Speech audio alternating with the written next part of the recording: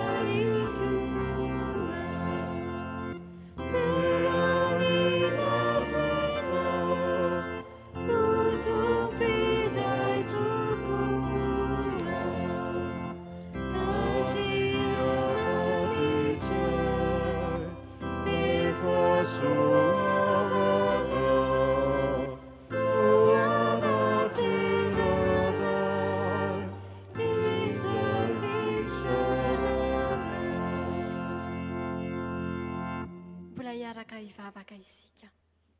Ry Andriamanitra ray zanaka ary fanahy masina, tafanginy eto no ny anaranao izahay androany, mankalaza sy hanome voninahitra anao.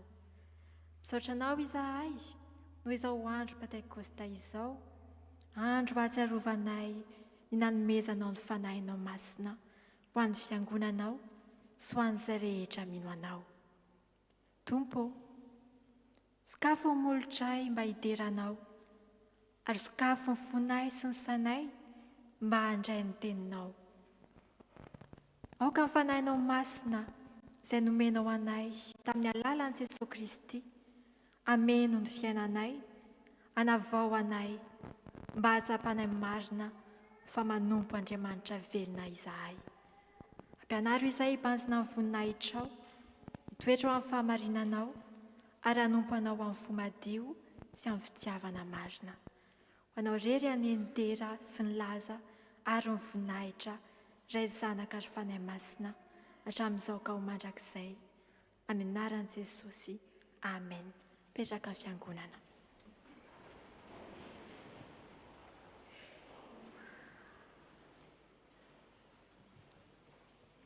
Ry havana, raha manatona an'Andriamanitra marina isika, dia nazava ny aizina ao anatintsika izy. Ka andehary isika aneritena eo anatrehana, hibebaka marina fotsika manontolo, ary anaraka izao tombavaka izao, hivavaka isika. Ry Tompo Andriamanitra eo, tonga eto anatrehanao izahay ankehitriny, miaiky ny fahotanay. Matetika izahay no tsy nandeha tamin'ny lalanao, tsy mba niaino ny teninao, ary nanadino ny fitiavanao sy ny fitahianao anay isan'andro. Kanefa lehibe famindraponao Tompo, ary tsy mba mahafoy izay manantona anao amin'ny fomba bebaka ianao. Ka matoky ny fahasoavanao izahay, ka ny feo iray no hitalaonay hoe: izaynay be famindrampo, mitalao aminao zahay, mamelany ny elokay, diovy zahay ho afa-pahotana, sasao izay mba ho vakeloka, ary avozo ny fanahinay mba vonikanompo anao. Ny fitiavan'i Jesosy Kristy zanakao mpamonjy anay no angatahany aminao. Amen.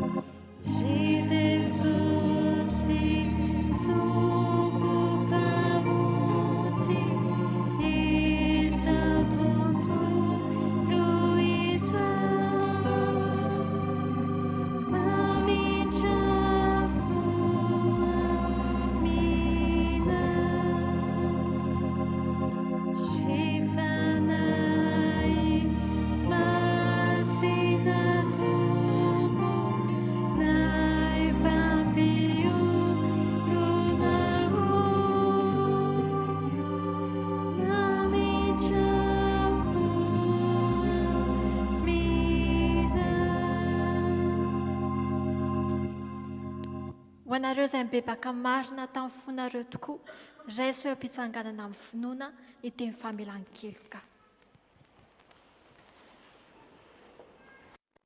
Hoy ny Tompo, aza matahotra ianao efa nanavitra anao aho. Efa niantso ny anaranao aho, ianao. Izao dia izao ihany ny Tompo, ary tsy misy mpamonjy afa-tsy izao. Izao efa nilaza sy namonjy ary nanambara, ary tsy nisy hafa tao aminareo, dia olombeloko ny Tompo, ary izao no Andriamanitra. Noho izany dia ambara vaovao velany elokareo noho ny anaran'ny Masina, mideran'ny Tompo, ira fa 4:1.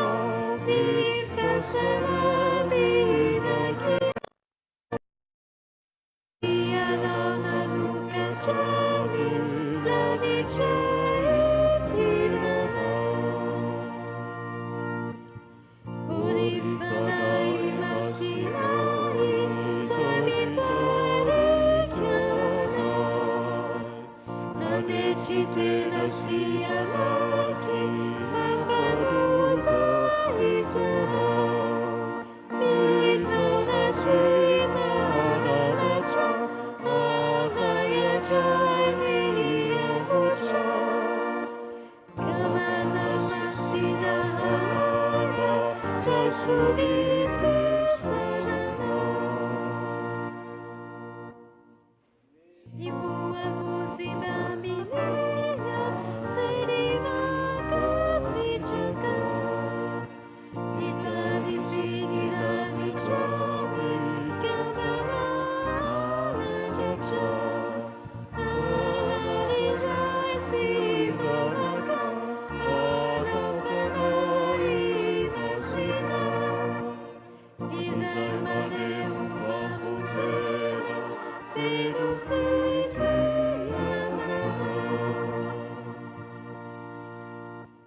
Riavana, satria efa voavela heloka sy nampihavanana tamin'ny Andriamanitra isika noho ny fahasoavany dia ankehitriny ara andeha isika hiaino ny sitrapony izay omeny atsika ho fanazavana sy fitariana atsika. Aza mety ho fitahiny ianareo, Andriamanitra tsy vazivaziana, fa izay afafan'ny olona no jinjainy, fa izay mamafy ho nofony dia hijinja fahasimbana avy amin'ny nofo, ary izay mamafy ny fanahy dia hijinja fiainana mandrakizay avy amin'ny fanahy.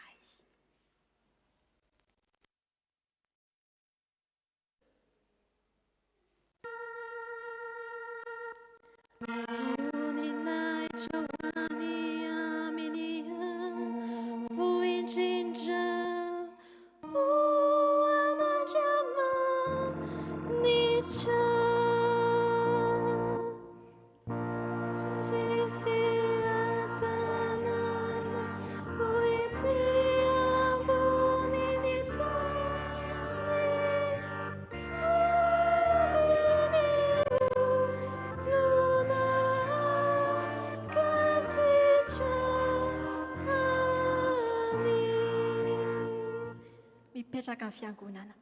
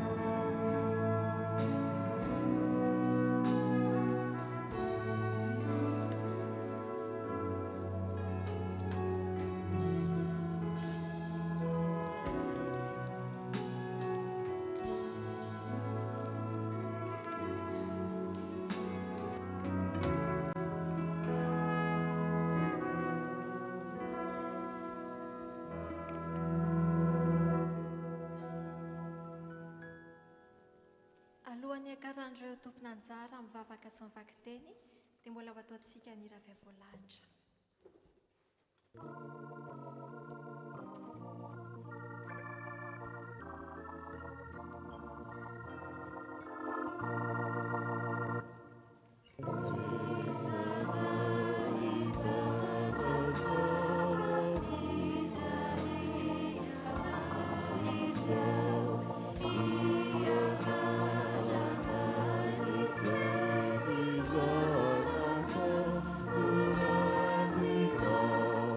Hey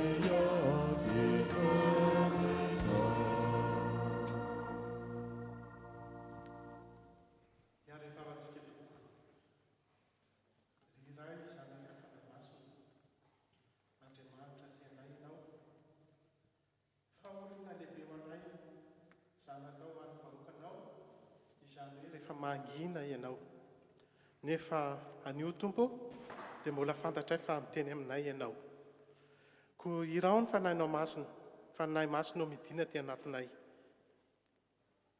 ahafanay mahafantatra sy miaina ny teninao amin'ny anaratsoanao nanaovana izany vavaka izany Jesosy io amen. Miaraka maka ny teny soratra masina isika riavana arak'izay voalahatra ao amin'ny asan'ny apôstôly boky ny asan'ny apôstôly toko 2 ny 1:1 ka hatramin'ny 2:10. Rehefa hita dia rahantsika mamaky amin'ny anaran'ny Tompo. Noho ny tonga ny andro Pentekoste dia tafangona teo amin'ny efitrano io ihany ny mpino rehetra. Ary nisy feo avy tany an-danitra tonga tampoka tahaka andrivo mahery mifofofoka nanenika ny trano rehetra. Dia nisy lehilahy maro nitarihana afo niseho tamin'ny vory ka nizarazara mipetraka teny ambonin'ny tsirairay avy. Dia feno fanahy masina avokoa izy rehetra ary niteny fiteny samihafa arak'izay nampitenen'ny fanahy azy avy. Tamin'izany dia nisy jiosy mpivavaka tsara izany kampelezina avy tamin'ny firenena samihafa ambanin'ny lanitra tafatoetra tao Jerosalema. Vao nanomboka ilay feo dia nirohitra nanatona ny besimaro sady sanganena fatratra satria nandreny mpino nampiasa ny fiteniny manokana mahazatra azy mpiaino tsirairay avy. Talanjona sy gaga izy rehetra sady vaky vava hoe fa tsy avy any Galilea avokoa va ireo mitendreo? Ka ahoana no andrenesantsika tsirairay avy ny fiteny manokana na be antsika? Misy amintsika avy any Partia, Media, Elam, ary misy mponina any Mesopotamia, misy mponina Jodia, misy koa any Kapadosia, Ponto, Azia, Frigia ary Pamfilia. Ao koa ny avy any Egypta mba amin'ny tanàna Sirena any Libia. Ary misy mpivahiny avy any Roma, ao ny Jiosy, ary ao ny hafa firenena mpanaraka fivavahana Jiosy. Mbola misy koa ny avy any Kreta sy Arabia. Kanefa dia rentsika ireo milaza amin'ny fitentsika avy ny zava-dehibe ataon'Andriamanitra. Amen.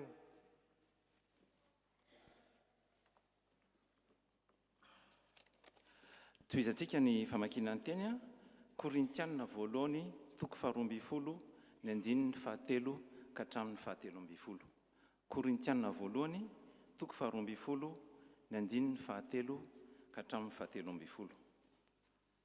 Ko ampahafantariko anareo fa tsy misy olona tarihy ny fanahin'Andriamanitra ka hiteny anao hoe voaozina i Jesosy, ary tsy misy kosa afaka ilaza hoe i Jesosy ny tompo raha tsy tarihy ny fanahy masina.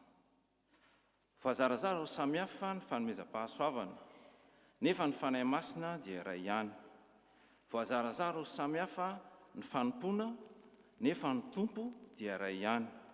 Voazarazara ho samihafa ny asa, nefa Andriamanitra dia iray ihany, loharano hipoirany ny asa rehetra ao amin'ny olona rehetra. Samy omena fanomezana maneho ny fanahy masina ny olona tsirairay ho fanasoavana ny daholobe. Ny anankiray dia omeny ny fanahy teny feno fahendrena, ary ny anankiray omeny izany fanahy izany teny feno fahalalana. Ny anankiray omeny izany fanahy izany finoana, ary ny anankiray omeny izany fanahy izany fanomezam-pahasoavana anasitrana marary. Ny anankiray anao asa mahagaga. Ny anankiray ilaza afatra avy amin'Andriamanitra. Ny anankiray ahay manavaka ny fanahy masina sy ny fanahy manodoka. Ny anankiray hiteny amin'ny fiteny samihafa tsy fantatra, ary ny anankiray anazava ny fiteny tsy fantatra. Izany fanahy izany no loharano hipoiran'ireo fanomezana rehetra ireo, ka mizarazara azy arak'izay sitrapony amin'ny olona tsirairay. Eny, iray ny tena kanefa misy zavatra maro ao aminy, dia toy izany koa i Kristy. Fa ireo zavatra rehetra anisan'ny tena ireo, na maro aza, dia tena iray ihany. Isika rehetra manko, na jiosy, na hafa firenena, na mpanompo na tsy mpanompo, dia iray ny fanahy masina nanaovana batisantsika mba ho tena iray ihany isika, ary iray ny fanahy masina nampisotroana antsika rehetra. Amen. Iaraka hitsangana sika riavana mamaky ny filazantsara. Filazantsara araka ny jaona toko faha-efatra ambin'ny folo manomboka eo amin'ny andininy fahadimy ambin'ny folo ka hatramin'ny faha-enina amby roapolo. Fahitantsika dia vakiana amin'ny anaran'i Jesosy.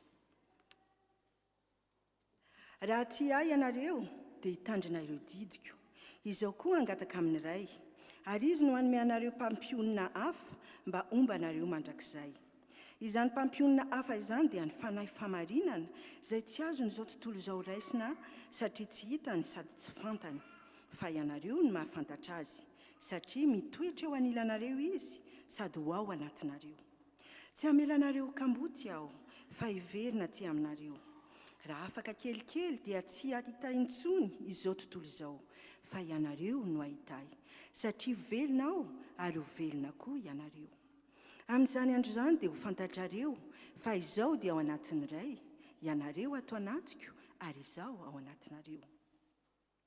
Izay manana ireo didiko sy mitandrina azy no tia ahy, ary izay tia ahy dia ho tiaviny raiko ary izao koa ho tia azy ka hiseho aminy. Fa i Jodasy tsy ilay Iskariota nanao tamin'i Jesosy hoe nahoana ary tompo no aminay ihany no hisehonao fa tsy amin'izao tontolo izao koa? Dia novaliany hoe raha misy olona tia ahy dia hitandrina ny teniko izy, ho tia azy ny raiko ary izao sy ny raiko dia hankao aminy ka honinao. Izay tsy tia ahy dia tsy mitandrina ireo teniko, ary ny teny izay renareo dia tsy avy amiko fa avy amin'ny ray izay naniraka ahy. Voalazako taminareo izany raha mbola mitoetra eto aminareo aho, fa ilay mpananatra dia ny fanahy masina izay tarihin'ny ray noho ny anarako no hampianatra anareo ny zavatra rehetra sy hampatsiaro anareo ny zavatra rehetra nolazaiko taminareo. Amen.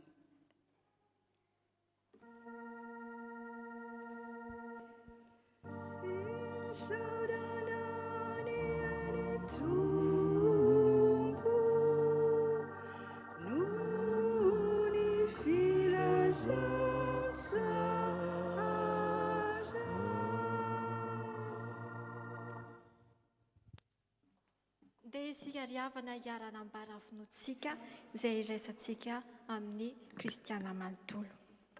Isika mino an'Andriamanitra iray tsy toa, mpanao ny lanitra sy ny tany ary ny zavatra rehetra na ny hita na ny tsy hita.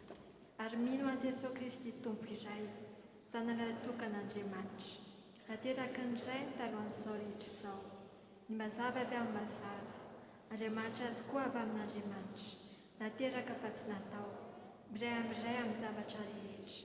Izy no nahariana izao rehetra izao, noho ny amintsika olombelona, sady ho famonjenantsika, dia nidina avy tany an-danitra izy, ary nataony fanahy masina nofo avy tamin'ny mariviritsiny, dia tonga olona izy. Nombona tamin'ny hazo fijaliana ho fanavotana antsika, tamin'ny nanapahany Pônty Pilato izy. Nijaly izy ary maty ka nalevina, nitsangana tamin'ny maty tamin'ny andro fahatelo, arak'izay voasoratra izy. Niakatra ho any an-danitra izy, ary mipetraka ao tanàna ankavanana indray, avy any aviany indray amin'ny voninahitra, hitsara ny velona sy ny maty, ary mandrakizay ny fanjakana. Isika mino ny fanahy masina, Tompo sady mpanome aina, izay avy amin'ny ray sy ny zanaka, ka hitsaona sy hankalazaina miaraka amin'ny ray sy ny zanaka. Izy dia niteny tamin'ny vavan'ny mpaminany. Isika mino ny fiangonana iray, miorina amin'ny fanambaran'ny apôstôly ary manerana izao tontolo izao. Isika manaiky ny batisa iray ho famelan-keloka sady manantena fitsangana amin'ny maty ary ny fiainana mandrakizay. Amen. Hira vavy sy folo amin'ny zato, ny andiny voalohany sy faharoa. Amen.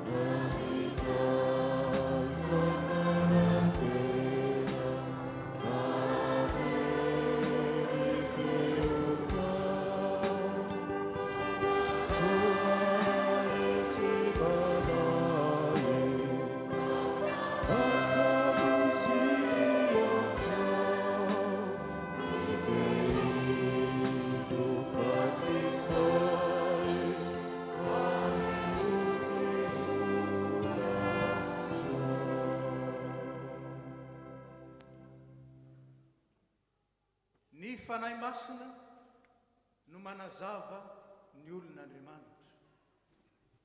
Zany fanahy masina zany eny anazavatsika mba hahatonga ny tenin'Andriamanitra ho azontsika iainana ary hahatonga ny teny fampanantenana ny promessin'Andriamanitra rehetra ho tanteraka amin'ny petraka isika.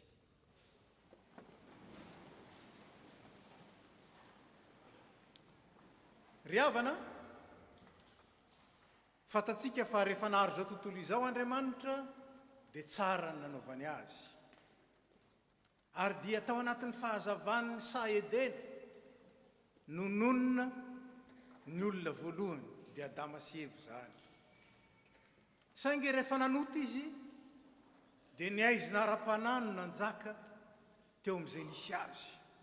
Hanika dia noroana hiala tao amin'ny Saedena, ilay sahan'ny fahazavana i Adama sy Eva. Ary io lalazany soratra masina hoe indro niaizina manarona ny tany ary ny Espito manarona ny firenena. Na aiza na aiza no alehan'ny olombelona mpanota dia manjaka ao ny aizina.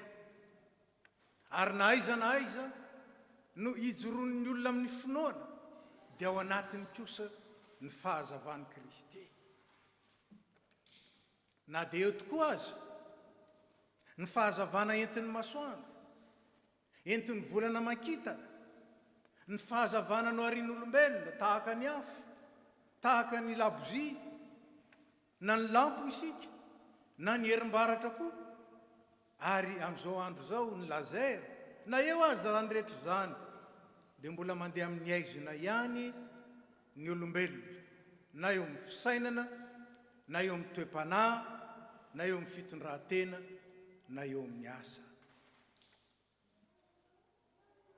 Toa misy mety ihany izay ataondra olombelona kanefa gejainy tsy mety sy ny tsy tanteraka, anika dia vaka ny saina. Izay antenaina ampandroso vao maika mampihemotra, izay antenaina ampilamina vao maika manakorotana. Ary tena miaina zany ene zao tontolo zao e, izay iainantsika amin'izao fotoana zao e. Raha noverin'ireo nanapoaka ny ady isan-karazany fa hitondra fandresena mezinezina sy aritra vetivety ny ady izay ataony, inona ny zavatra misy? Tsy mety tapitra ary tsy hita izay afarany. Ary tsy vitan'izany fa miteraka korontana manerana ny tany. Tonga amin'ilay fiteny hoe ny lehibe ny be gidragidra ko ny ankizy avy no misaritaka. Zany izao tontolo izao iainantsika anjakan'ny aizina. Ny aizina ara-ekonomika, ny aizina ara-tsosialy, ny aizina ara-pisainana, ny aizina ara-pifandraisana. Ary raha tany saina, ny valanaretina maro samihafa izay mifanesy atraizatraiza ka tsy misy fitsarany. La Bible dit que le monde est plongé dans des ténèbres. Et notre société actuelle en est témoin. Des guerres dont on ne maîtrise pas l'issue, des épidémies qui se succèdent sans fin, les désordres familiaux, sociaux ou sociétaux, voire internationaux sans fin. Mais devant tout cela, Dieu déclare et manifeste son amour. Il a tellement aimé le monde qu'il ne peut pas regarder ça sans rien faire. Il nous a aimés tellement qu'il a envoyé d'abord son Fils unique, qu'il a sacrifié pour que quiconque remet sa vie entre ses mains, il aura la vie éternelle et ne périsse point. Et puis, Dieu ne s'est pas arrêté là. Il a envoyé également son Esprit Saint, le Paraclet, pour nous éclairer par sa parole, pour nous guider, nous réconforter dans la foi, nous accompagner dans la vie de tous les jours, pour nous soutenir, nous protéger et même prendre notre défense. C'est lui qui intercède auprès du Père dans un langage qu'aucun être humain n'est capable d'exprimer. Pour dire d'une manière simple, le Saint-Esprit est donné à tous ceux qui croient en Jésus-Christ. La lumière qui est venue du ciel pour apporter et instaurer dans nos cœurs la paix, la vie, la lumière céleste, c'est-à-dire la vérité immuable. Et c'est dans ce sens que l'apôtre Paul s'est exprimé: pense aux choses d'en haut et non celui d'ici sur terre. Pense aux choses d'en haut, là où est le Christ, parce qu'il règne et il nous connaît. Comment Dieu voit le monde, comment Dieu voit la vie, comment Dieu nous voit chacun. Voilà la lumière qui émane du Saint-Esprit et qui éclaire ceux qui croient en Jésus. Cette lumière-là qui nous permet de vivre une vie en abondance et une vie éternelle. Cette lumière nous est donnée en Jésus-Christ et habite notre corps pour être capable d'aimer, pour être capable de servir et pour être capable de témoigner dans la vérité. Nan Pentecoste riavana dia nampisehoan'Andriamanitra tamintsika fa tiantsika izy. Ary marina amin'izay atao sy amin'izay aleha, ka izay nampanantenainy dia tanterahiny ho an'izay matoky azy, fa izay matoky azy ihany. Ary ny Pentecoste koa dia nampisehoan'Andriamanitra ny fomba hitondrany ny tiny izay mino ny zanany, onona ho aminy izy, ary andray azy olony mandrakizay. Andriamanitra te onona ao anatintsika. Indraindray everitsika fa io fontsika io nge ratsy, io fontsika io nge maloto, io fontsika io nge tsy mendrika honenan'Andriamanitra akory, nefa dia idirany. Midika izy nge tiandriamanitra tia, fa noho ny fitiavany. Tiantsika dia tiantsika loatra izy, ka manaiky idikizo, saingy Andriamanitra tompony hery rehetra izy, mahavita manadio ny foko, manadio ny fonao, mba handray ny fahazavana avy any ambony, handray fiainana be dia be, handray fiainana mandrakizay. Io fanahy masony io, la antsoina hoe parakleto, dia nomena mba hanazavantsika, hanazava amin'ny fahamarinan'Andriamanitra, satria eto amin'izao tontolo izao tsy hita intsony ny marina. Ary indraindray mimpandaingy aza ny tena inona noho ny pilazan'ny marina. Ary indraindray aza raha misy ny fahamarinana dia tonga amin'ilay fiteneny amintsika hoe samy marina amin'ny alehany. Dia mifandrirotra ao anatin'ny fahamarinana zay, tia ny aleny olona fa tsy miray, tsy miombona. Ary na ny firenentsika aza dia miainana izany, izany fivakisana izany, izany adilahy amposy ao an-tsaina izany, tsy mifanaraka satria tsy hifanarahana ny marina. Fa raha mandeha amin'ny fanavaozana ny saina kosa sika, hoy Paoly apôstôly amin'ny Romanina 12, dia Andriamanitra mihitsy no manazava antsika. Ary dia mampahafantatra antsika hoe inona ny sitrapon'Andriamanitra, ilay hatramin'ny voalohany, ary mandrakizay fa io ny tsara, io ny ankasitrahana, io ny marina. Nahoana io ny tsara, io ny ankasitrahana, io ny marina, satria io ihany mitondra ho amin'ny mandrakizay, izay irintsika sy irinao. Ry havana, ny olona naray an Kristy dia manjary mahita ny zavatra rehetra amin'ny fahitan'Andriamanitra azy, ary ny fanahy masina no manazava ho amin'izany. Ny fanahy masina no mampino, tsisy afaka manaiky Kristy ny tompo raha tsy avy amin'ny fanahy. Ny fanahy masina no mampilaza amintsika fa zanak'Andriamanitra tsika, ary tena izany, tsy azo edikevitra.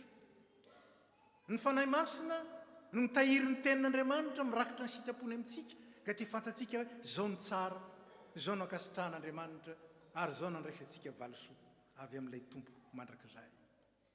Ny fanahy masina no manome ilay fanomezana manokana, entiny mino manompo, dia antsoina hoe fanomezam-pahasoavana, ka iasan'ny asan'Andriamanitra.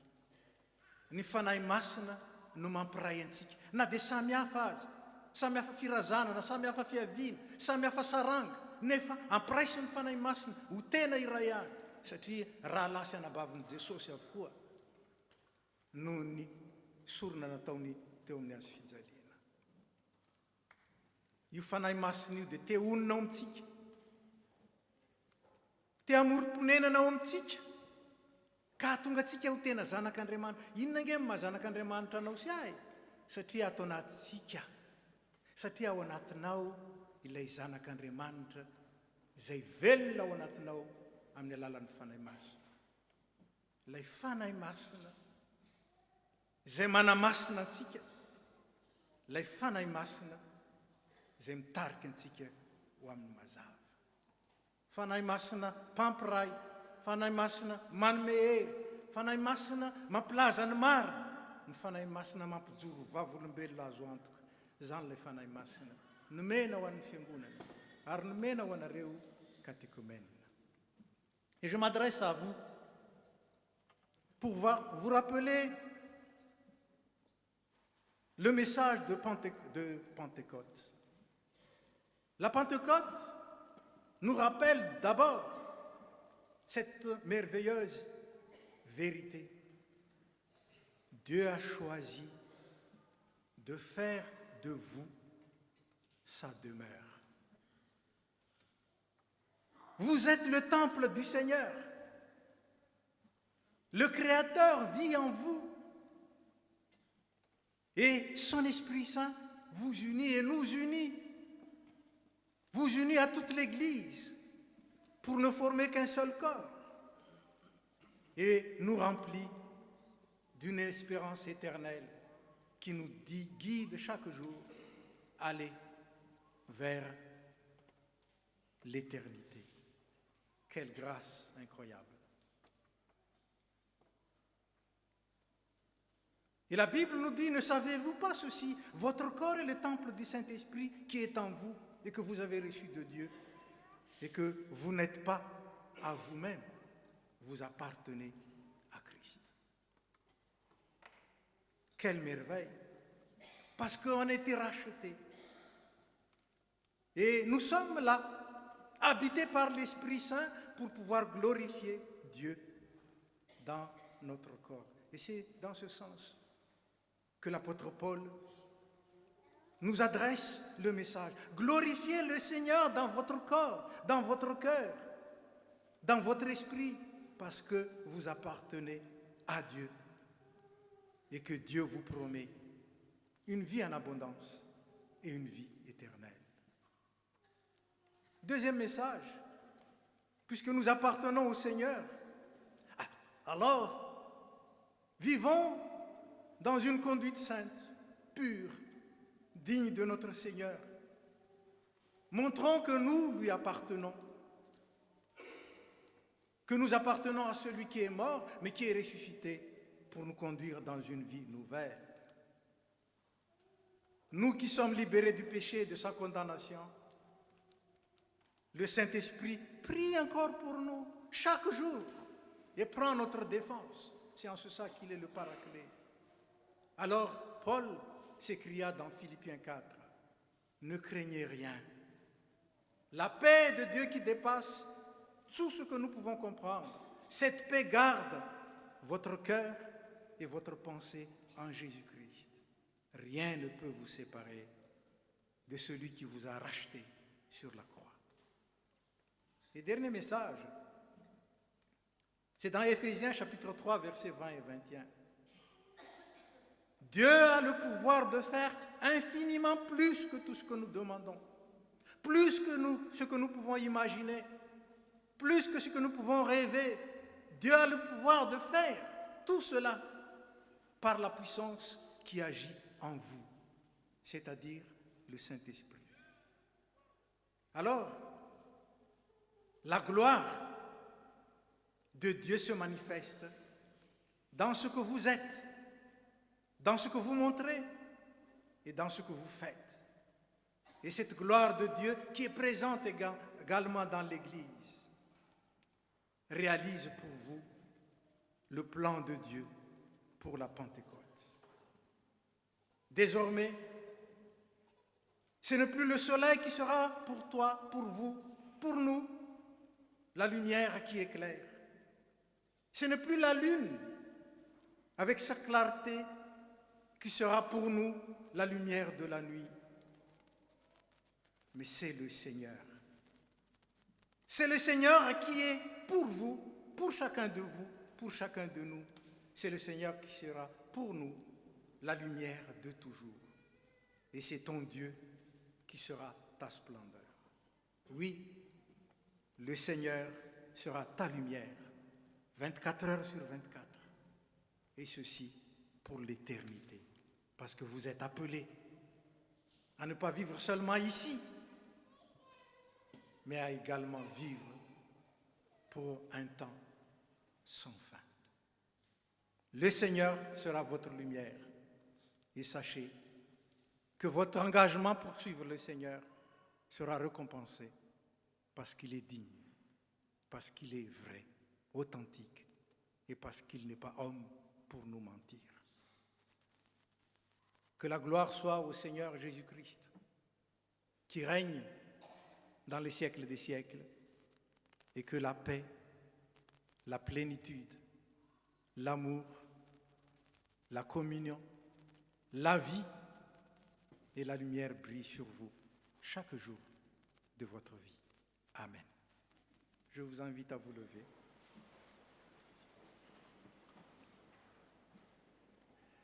Que la grâce de Jésus notre Seigneur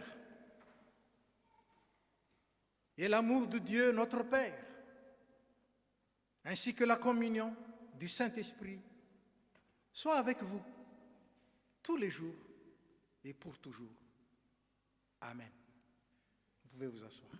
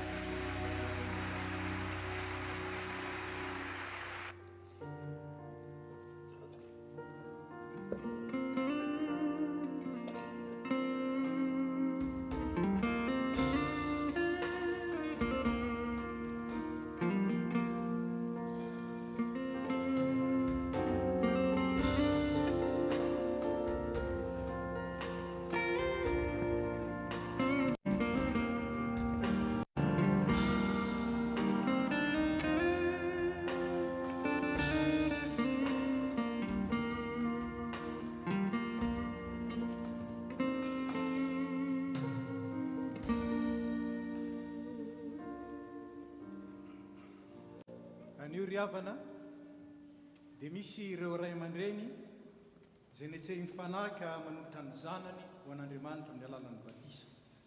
Ataontsika ny hira fa 490 ny andininy voalohany ihany dia mangataka ireo ray aman-dreny sy mpitaiza mba hiakatra.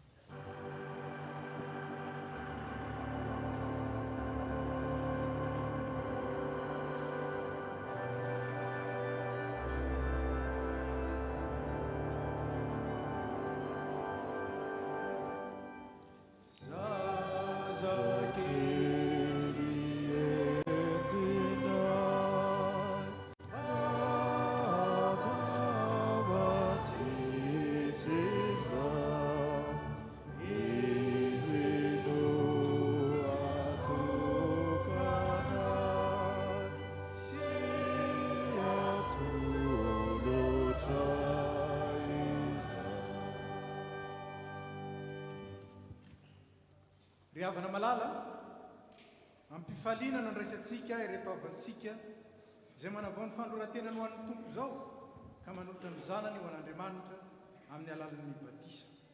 Eno ny tenin'ny soratra masina androina ny fiangonana ny fanatanterahana ty asa masina ite. Efa nomena ho ny tompo ny fahefana rehetra ny an-danitra sy ety an-tany.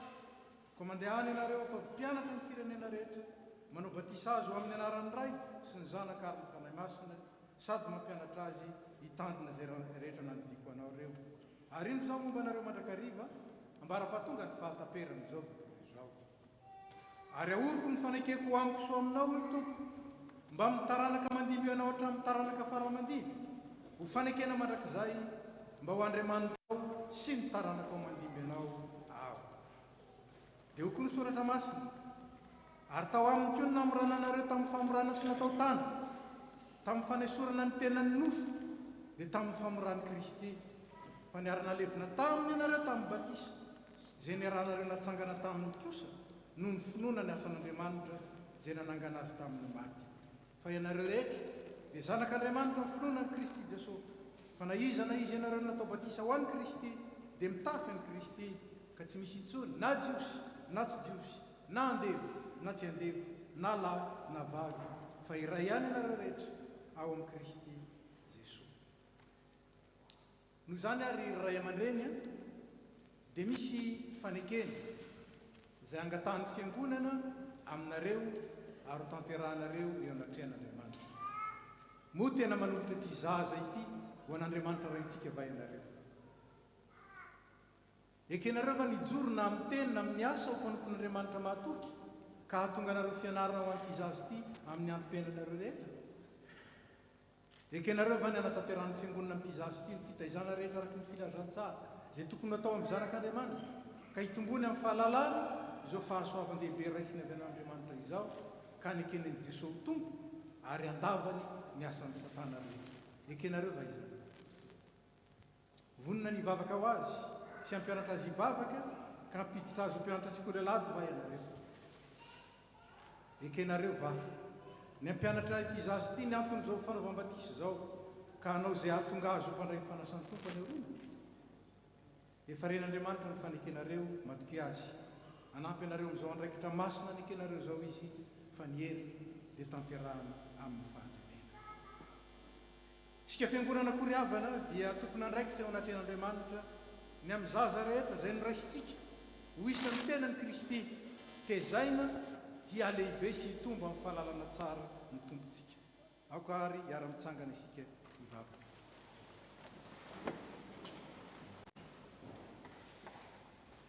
Ry Andriamanitra raitsy toa, tianay dia tianay tokoa ianao ary ny fitiavanao dia melomandrakariva ny fitiavanay ianao. Tsaronay izao ny didin'i Jesosy Kristy tomponay sy ny teny fampanantenana nomeny tamin'ny andro rena ny sakramentan'ny batisa. Ko mitalao aminao zay ray io, manatrehanay. Aoka ny fanahinao masina ny mehery ny asa izay tanterahanay atao mpanaovan'izao batisa izao. Rano mamelombelona ny zavaboary ihany ity, ary natao anasan'ny loton'ny nofo mba ho famantarana ny fanadiovana anay ho amin'ny fiainana vaovao amin'ny Kristy ane izany. Ity zaza izay atao batisa ity ane, voaray mandrakizay ao amin'ny fanekenao, ka ampitafio ny zanakao izy ary ampiraisy endrika aminy noho ny asan'ny fananao masina. izay mitarika azy isan'andro ho amin'ny voninahitra marak'izay amin'ny anaran'i Jesosy Kristy zanaka mpamonjy anay. Amen. Razakanary Matteo.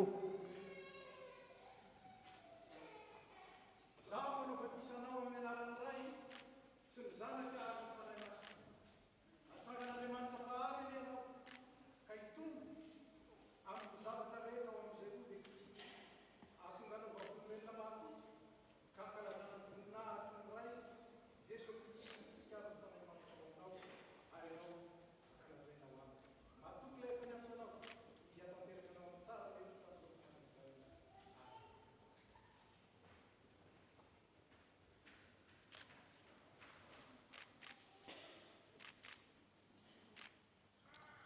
mbola hivavaka isika ry avana. Faly misaotra anao zay ry tomponay eo fa tanteraka ny faniriany reto ray aman-dreny reto, tafakambanao amin'ny fanekem-pihavananao ny zanany ankehitriny, miombona any amin'ny Jesosy Kristy ka isan'ny vahoaka ny fanjakana.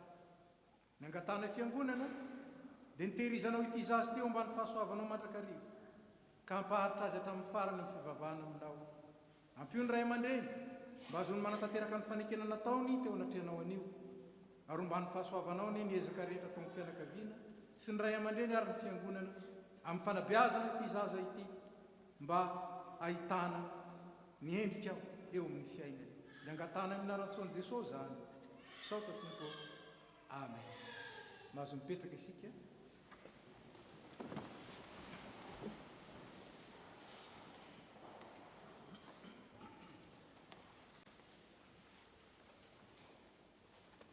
Dia tonga amin'ny fotoana izay anokanana ireto catéchumène 12 menadahy ireto ho mpandray fanasan'ny tompo isika izao. J'aimerais rappeler à tous ceux qui sont tentés de se lever et de faire des va-et-vient pour prendre des photos. Il y a déjà le photographe de l'église. Vous pouvez commander les clichés que vous voulez.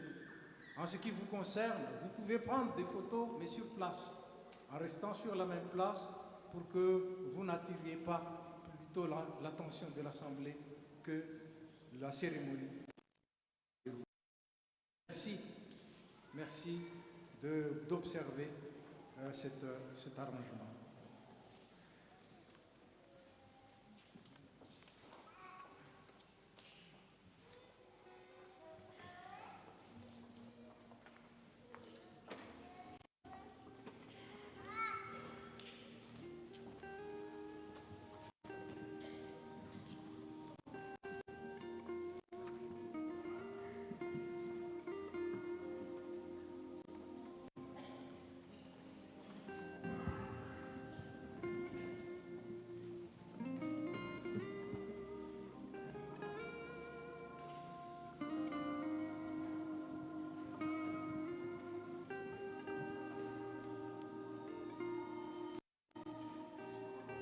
Je vous demande au catéchumène de se lever sur place.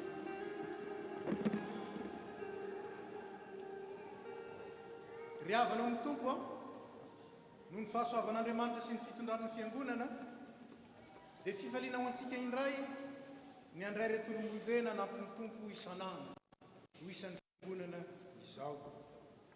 Vavolombelon'ny fanekeny reto olona reto, ny andro sy ny fitiavan'ny tompo azy isika, ary miombona amin'ny fahatsiarovana avao koa ny antsona sy ny nandraisana antsika tsirairay avy mba ho tokony andraikitra eto anivon'ny fiangonan'Andriamanitra. Aokary isika ampirainy fotsika sy ny fivavahantsika amin'ny fandraisana ireto avantsika ireto mba ho isan'ny tenan'i Kristy ka iombona amin'ny fanasana masina. Dia fanampianarana fotompinoana kristiana araka ny soratra masina izy ireo ary manatanteraka ny fanekena izay natao teo amin'ny batisa. Hivavaka isika. Ry ray mandrakizay eo, sotranao amin'ny fonay manontolo zahay. Sitrakao mantsy ny hanome toky anay fa ny teny fikasana momba amin'ny famonjena dia ho anay sy ny zanakay ary ho an'izay rehetra lavitra na iza antsony fitiavana anatona anao.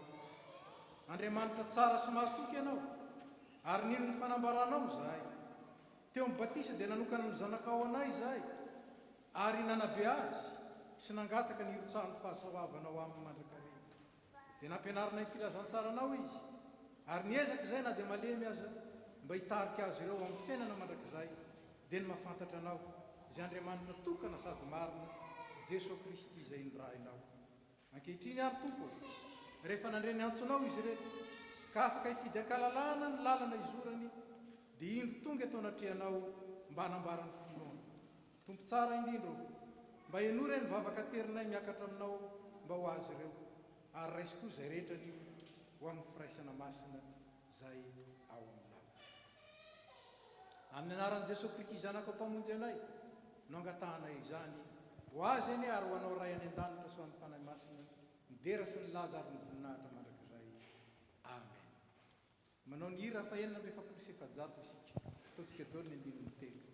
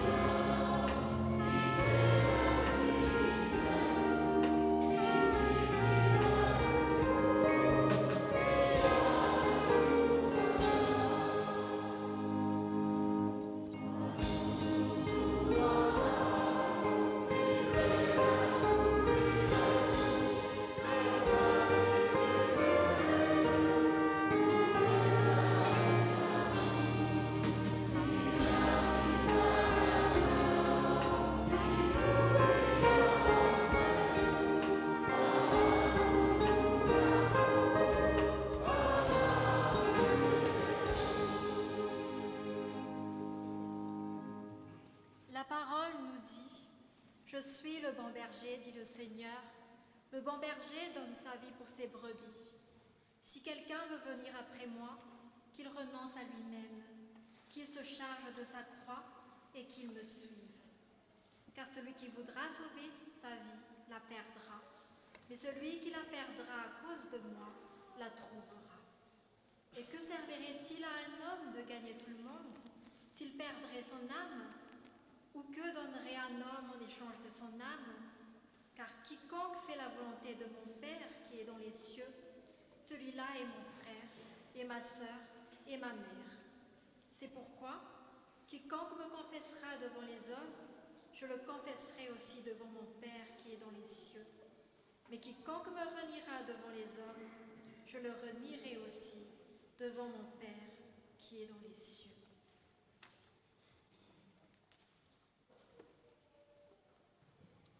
Comme vous le savez, ce sera le dernier consécration que je fais dans cette église.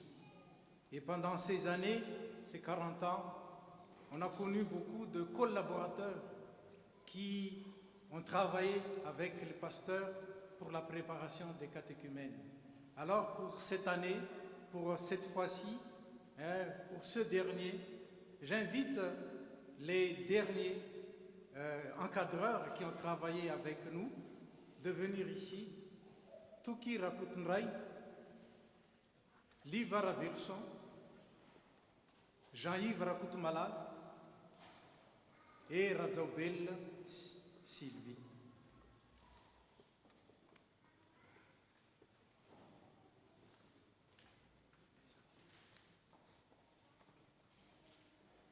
Nous arrivons maintenant au moment des engagements.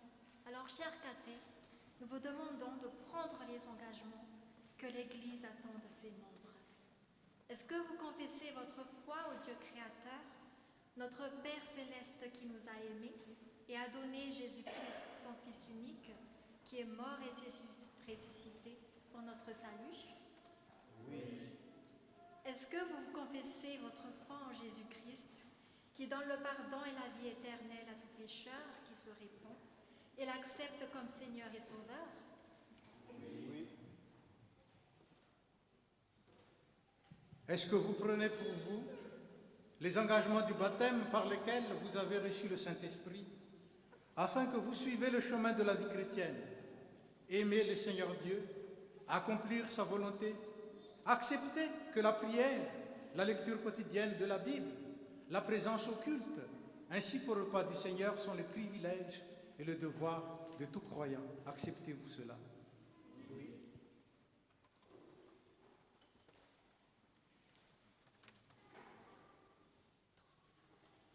Nous vous demandons donc de proclamer votre foi, exprimer votre engagement pour le Christ devant tous les témoins ici présents. Je vous demande de vous tourner vers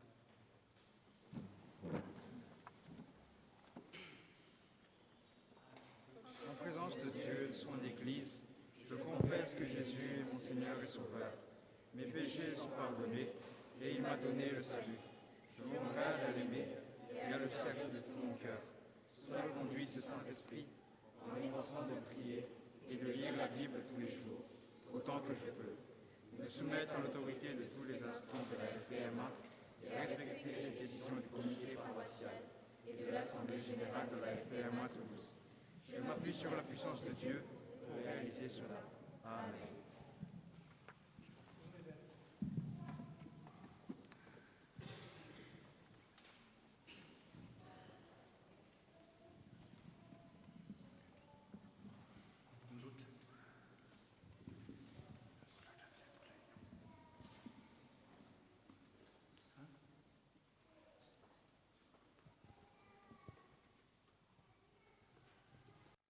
Raharla Cédric Nzaraval. Zaho manao batisanao ho amin'ny anaran'ny Ray sy ny Zanaka ary ny Fanahy Masina. Atsangan'Andriamanitra pahariny ianao ary ataon'ny vavolombelona mahatoky na oviana na aiza na aiza.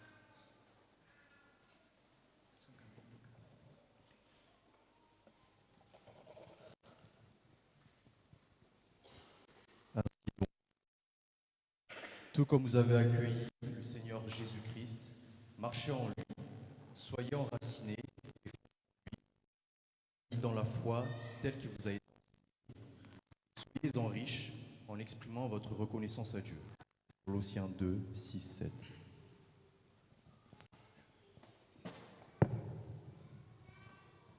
Pour ces engagements que tu as pris aujourd'hui, Raharla Cédric, nous te bénissons au nom du Père, du Fils et du Saint-Esprit, et t'accueillons pour faire partie du corps de Christ, et t'invitons à participer au repas du Seigneur avec nous. Que le Père Tout-Puissant, qui t'a appelé des ténèbres à son admirable lumière, il t'affermira, te fortifiera et te rendra inébranlable. Lève-toi et fortifie-toi et courage. Le Seigneur est avec toi. Amen.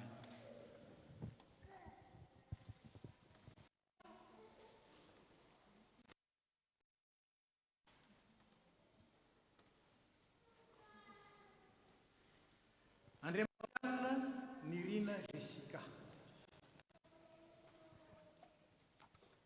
J'ai été crucifiée avec Christ, et si je vis, ce n'est plus moi qui vis, c'est Christ qui vit en moi. Maintenant, si je vis dans la chair, et qui s'est livré lui-même pour moi.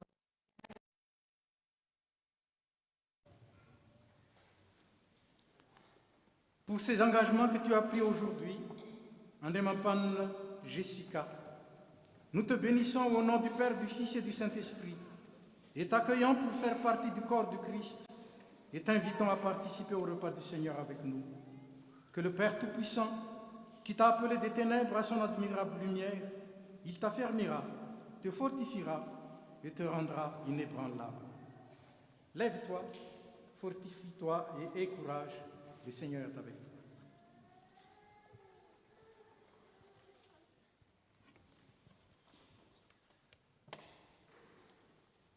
André Miadzamanana Kenny Daniel.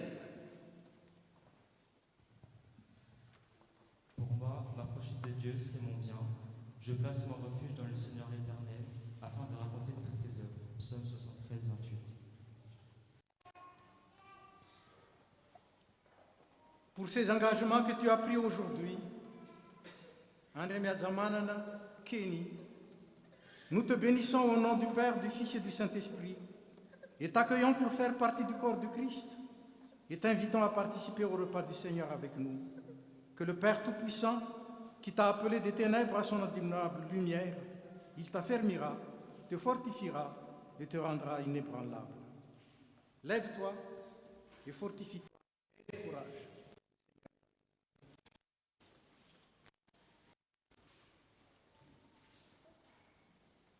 Barison Alexia Tsiki. Fuaum tamia suitali nau yarakam Christi, Sizaitsun nouvelle, fa Christi nouvelle batuadat, Galatia, tu faru, adin faru.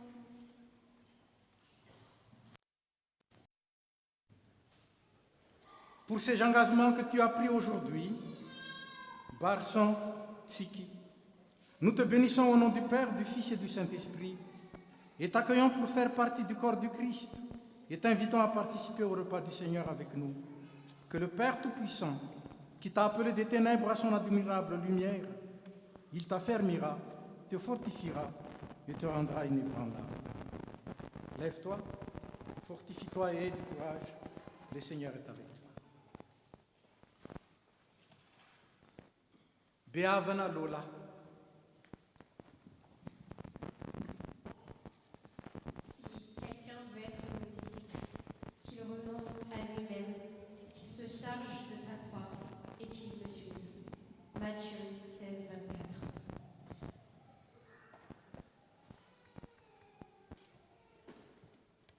Pour ces engagements que tu as pris aujourd'hui, Beavana Lola, nous te bénissons au nom du Père, du Fils et du Saint-Esprit et t'accueillons pour faire partie du corps du Christ et t'invitons à participer au repas du Seigneur avec nous. Que le Père Tout-Puissant, qui t'a appelé des ténèbres à son admirable lumière, t'affermira, te fortifiera et te rendra inébranlable. Lève-toi, fortifie-toi et aie du courage, le Seigneur est avec toi.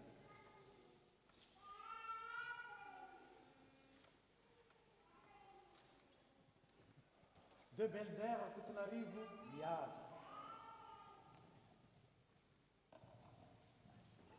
Dieu est mon sauveur, je serai plein de confiance et je n'aurai plus peur.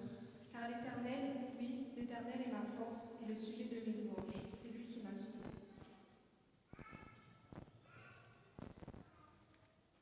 Pour ces engagements que tu as pris aujourd'hui, de Belder à Kutunarivu, Liad, nous te bénissons au nom du Père, du Fils et du Saint-Esprit et t'accueillons pour faire partie du corps du Christ et t'invitons à participer au repas du Seigneur avec nous. Que le Père Tout-Puissant, qui t'a appelé des ténèbres à son admirable lumière, t'affermira, te fortifiera et te rendra inébranlable. Lève-toi et fortifie-toi, aie du courage, le Seigneur est avec toi.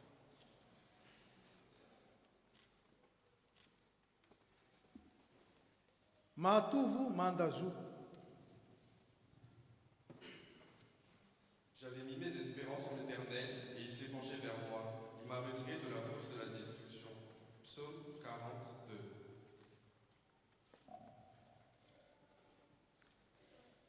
Pour ces engagements que tu as pris aujourd'hui, Matuvu Mandazu, nous te bénissons au nom du Père, du Fils et du Saint-Esprit et t'accueillons pour faire partie du corps du Christ et t'invitons à participer au repas du Seigneur avec nous.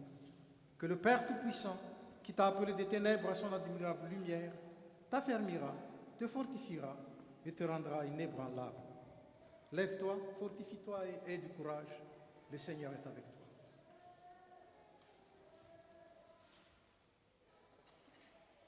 Rabiarso Miali Yartin. Car je connais les projets que j'ai formés sur vous, dit l'Éternel, des projets de paix et non de malheur, afin que vous ayez un avenir et de l'espérance. Jérémie 29, 11. Pour ces engagements que tu as pris aujourd'hui, nous te bénissons au nom du Père, du Fils et du Saint-Esprit. Rabiarsu Miali. Et nous t'accueillons pour faire partie du corps du Christ et ainsi t'invitons à participer au repas du Seigneur avec nous. Que le Père Tout-Puissant, qui t'a appelé des ténèbres à son admirable lumière, t'affermira, te fortifiera et te rendra inébranlable. Lève-toi, fortifie-toi et aie du courage. Le Seigneur est avec toi. Radier Sulu, Lucas et Erniaina.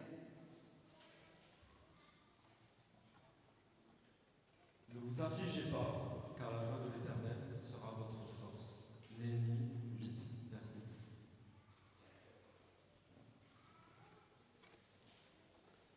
Pour ces engagements que tu as pris aujourd'hui, Radier Sulu, Lucas, nous te bénissons au nom du Père, du Fils et du Saint-Esprit, et t'accueillons pour faire partie du corps du Christ, et t'invitons à participer au repas du Seigneur avec nous. Que le Père Tout-Puissant, qui t'a appelé des ténèbres à son admirable lumière, t'affermira, te fortifiera et te rendra inébranlable. Lève-toi, fortifie-toi et aie du courage, le Seigneur est avec toi.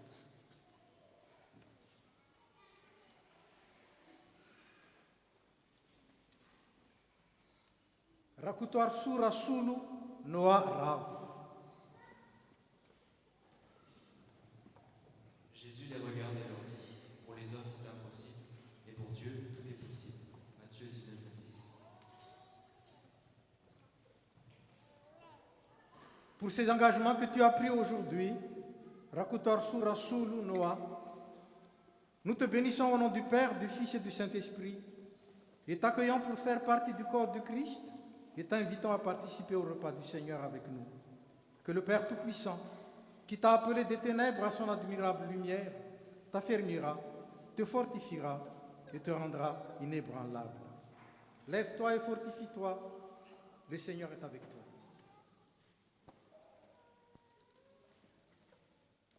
Rakutoar Sura Sulu Anaya Swari. Ne t'ai-je pas ordonné, fortifie-toi et prends courage, ne sois pas effrayé ni épouvanté, car l'Éternel ton Dieu est avec toi où que tu ailles. Pour ces engagements que tu as pris aujourd'hui, Rakutoar Sura Sulu Anaya, nous te bénissons au nom du Père, du Fils et du Saint-Esprit, et t'accueillons pour faire partie du corps du Christ, et t'invitons à participer au repas du Seigneur avec nous.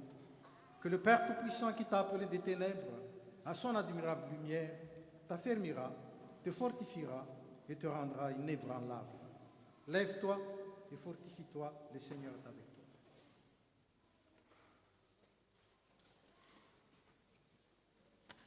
Rakutandrabari Yitukina Randi.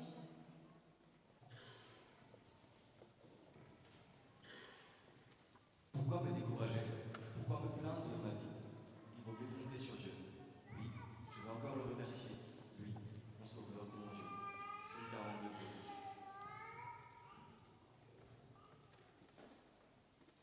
Pour ces engagements que tu as pris aujourd'hui, Rakutandrabari Yitukina, nous te bénissons au nom du Père, du Fils et du Saint-Esprit, et t'accueillons pour faire partie du corps du Christ, et t'invitons à participer au repas du Seigneur avec nous. Que le Père Tout-Puissant, qui t'a appelé des ténèbres à son admirable lumière, t'affermira, te fortifiera et te rendra inébranlable. Lève-toi et fortifie-toi, le Seigneur est avec toi.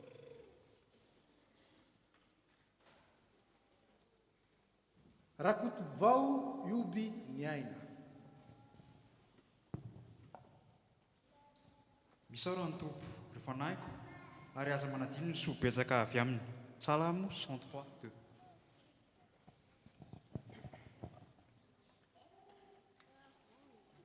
Pour ces engagements que tu as pris aujourd'hui, Rakutva Ubi, nous te bénissons au nom du Père, du Fils et du Saint-Esprit, et t'accueillons pour faire partie du corps du Christ, et t'invitons à participer au repas du Seigneur avec nous. Que le Père Tout-Puissant, qui t'a appelé des ténèbres à son admirable lumière, t'affermira, te fortifiera et te rendra inébranlable. Lève-toi et fortifie-toi, le Seigneur est avec toi.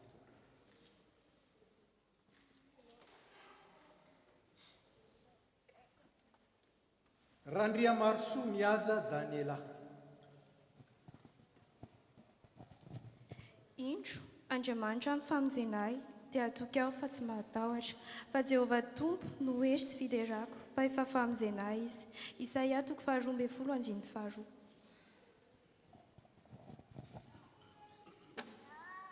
Pour ces engagements que tu as pris aujourd'hui, Randriamar Soumiadze Daniela, nous te bénissons au nom du Père, du Fils et du Saint-Esprit et t'accueillons pour faire partie du corps du Christ et t'invitons à participer au repas du Seigneur avec nous.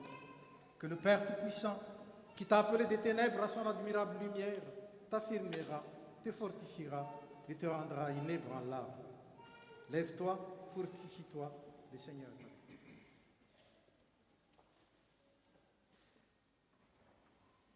Rasamueli Théo Tsiresi.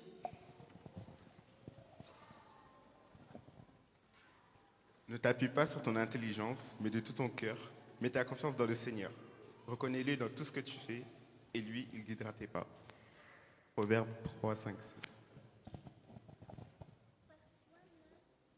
Pour ces engagements que tu as pris aujourd'hui, Samuel Théo, nous te bénissons au nom du Père, du Fils et du Saint-Esprit, et t'accueillons pour faire partie du corps du Christ, et t'invitons à participer au repas du Seigneur avec nous. Que le Père Tout-Puissant, qui t'a appelé des ténèbres à son admirable lumière, t'affermira, te fortifiera et te rendra inébranlable. Lève-toi et aie du courage, le Seigneur est avec toi. Ratuvundrauna Jonathan. L'Éternel est ma lumière et mon salut, de qui aurais-je crainte? L'Éternel est le soutien de ma vie, de qui aurais-je peur? Psaume 27, 1. Pour ces engagements que tu as pris aujourd'hui, Ratuvundrauna Jonathan, nous te bénissons au nom du Père, du Fils et du Saint-Esprit, et t'invitons à participer au repas du Seigneur avec nous. Que le Père Tout-Puissant qui t'a appelé des ténèbres à son admirable lumière t'affermira, te fortifiera et te rendra inébranlable. Lève-toi et aie du courage, le Seigneur est avec toi. Ravelmanana rindraniaina intsu. Il fait toutes choses belles au moment voulu. Il a même mis dans leur cœur la pensée de l'éternité, même si l'homme ne peut pas comprendre l'œuvre que Dieu accomplit du début à la fin. Ecclésiaste 3, 11.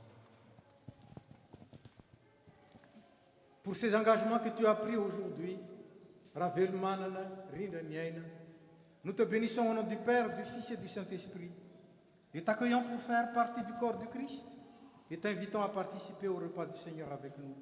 Que le Père puissant, qui t'a appelé des ténèbres à son admirable lumière, te fortifiera et te rendra inébranlable.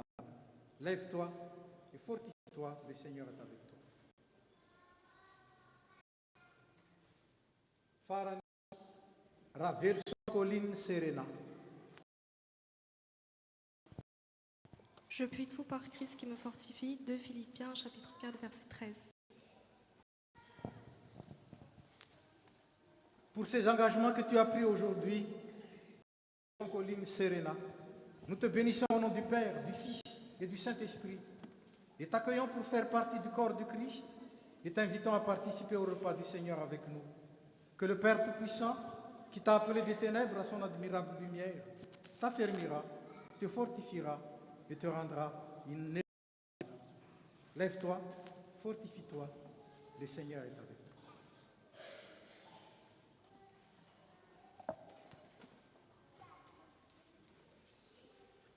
Je vous invite à la prière. Tout pour me sauter na uzai, nous y tiou kay pelatana nao, ret panomponao ret kayase onatrian zao tontolo izao, itombony amin'ny fahalalana, ary isehony amin'ny kery mandrakariva, ho vavolombelona amin'ny teny. Soatrany eo amin'ny fiainana mibanjina ny fanjakana zay, zay efa nampanantenainao ho an'ny zanakao.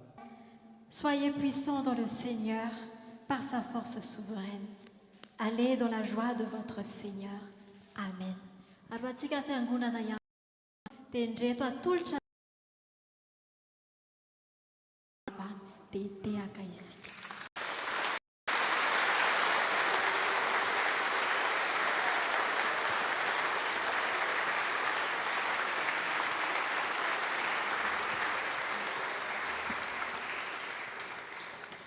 Ty andiany ty zany a dia mitondra ny anarana hoe fahazavana, lumière. Ary c'est ce que nous espérons pour vous, ce que nous attendons pour vous, que vous puissiez faire briller en vous la lumière du Christ et qu'il vous bénisse aujourd'hui et pour toujours. Amen. Je vous demande maintenant de venir ici pour chanter.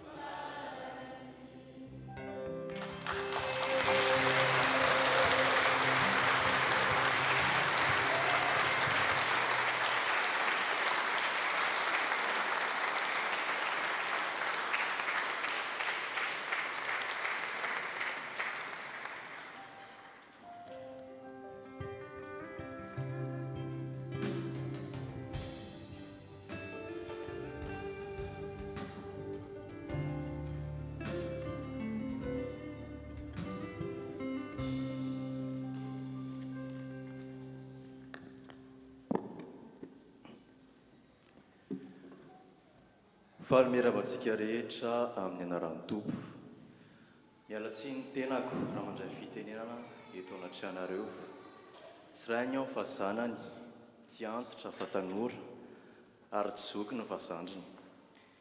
Irakiraka no sahaza ny tena, kanefa nomena ahy ny andray fitenenana.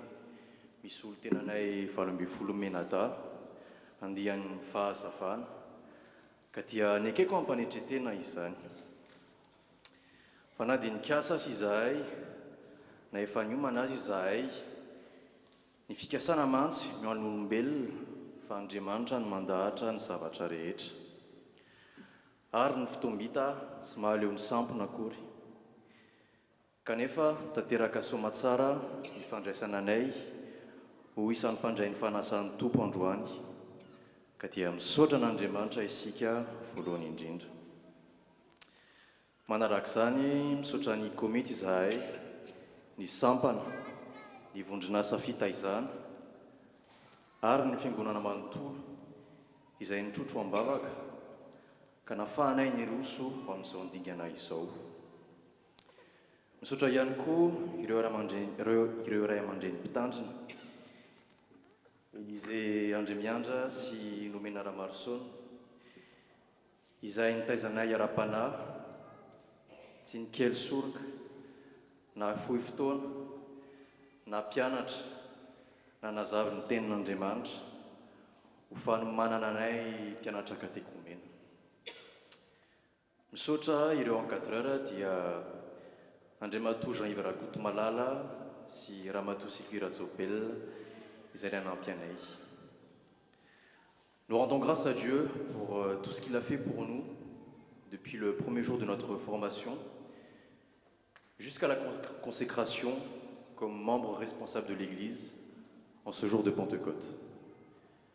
Nous remercions tous ceux qui ont contribué à la préparation de notre confirmation, l'Église, le comité, le Vondjna Safitaizan, les pasteurs, les différentes sections de l'Église, ainsi que les encadreurs. Nous sommes encore jeunes. Le chemin est semé d'embûches. La tentation nous guette. La route est encore longue pour notre croissance spirituelle. Nous demandons à l'Église de prier pour nous, afin que Dieu règne dans notre vie et que nous soyons un modèle pour les croyants, en parole, en conduite, en amour, en foi, en pureté, selon 1 Timothée, chapitre 4, verset 12. Et pour terminer, la promotion Fazavan que je représente ici tient à offrir un présent pour marquer notre reconnaissance envers tous ceux qui nous ont accompagnés. Soli Deo Gloria, à Dieu seul soit la gloire.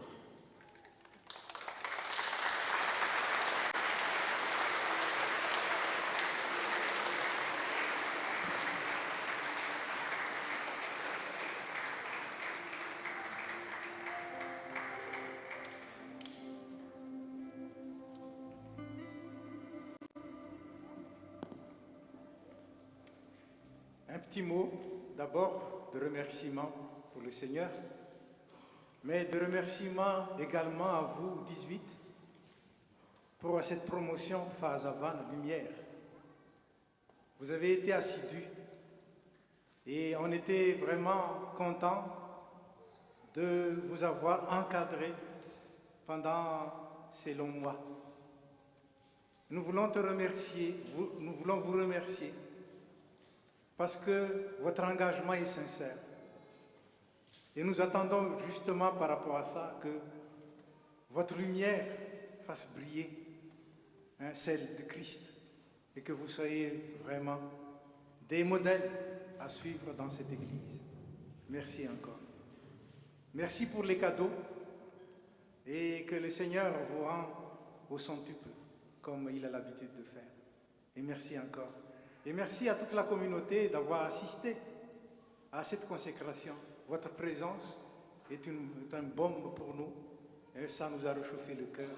Et ça a réchauffé le cœur de ces nouveaux communions. Merci encore.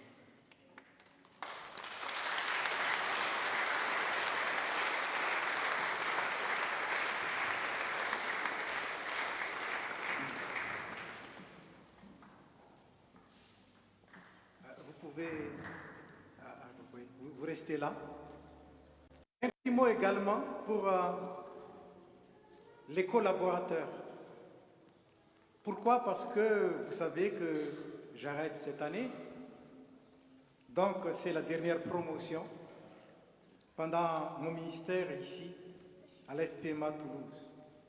Alors je tiens à remercier les encadreurs qui ont collaboré avec nous. Leur aide était précieuse. Alors merci à Livre Velson, qui est vraiment un Real Madrid.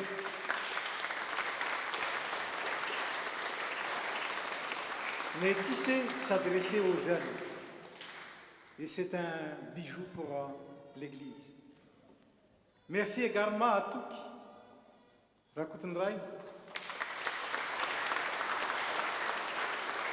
un collaborateur dévoué qu'on appelle le matin, il répond le matin.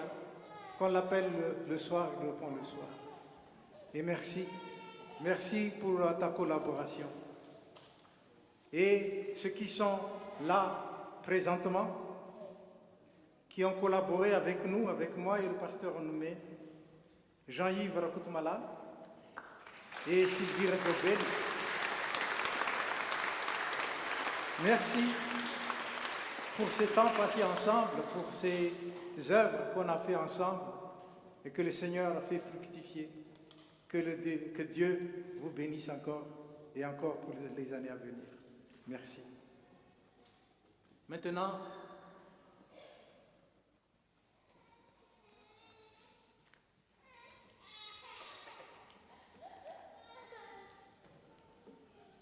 vous pouvez rejoindre votre place.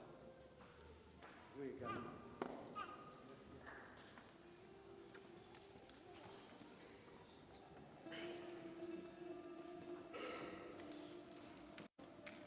Dia roso amin'ny fandraisana tompo isika mariana fa ireto 12 menadara reto no ampandraisina voalohany satria izao izy ny voalohany mandray ary sika rehetra tsy mitazana fotsiny ao anatin'izany fa mitrotro azy ireo ambavaka mba hatonga azy ireo ho tena vavolombelona matoky eo amin'ny tompo. Ataontsika nira fa 500 sy 500.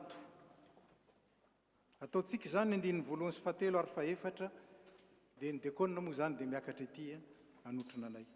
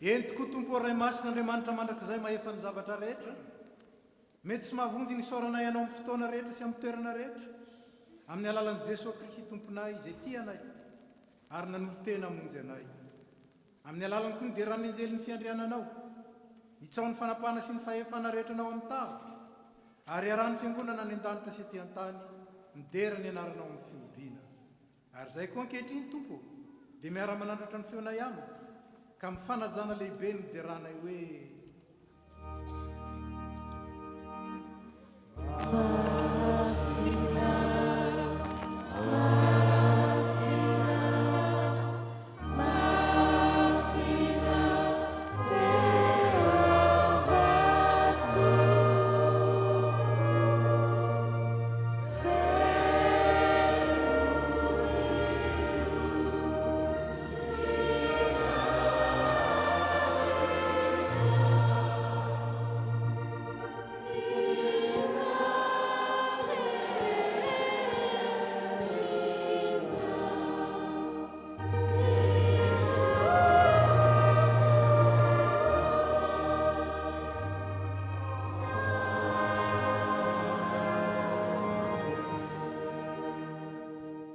mipetraka amin'ny fiangonana.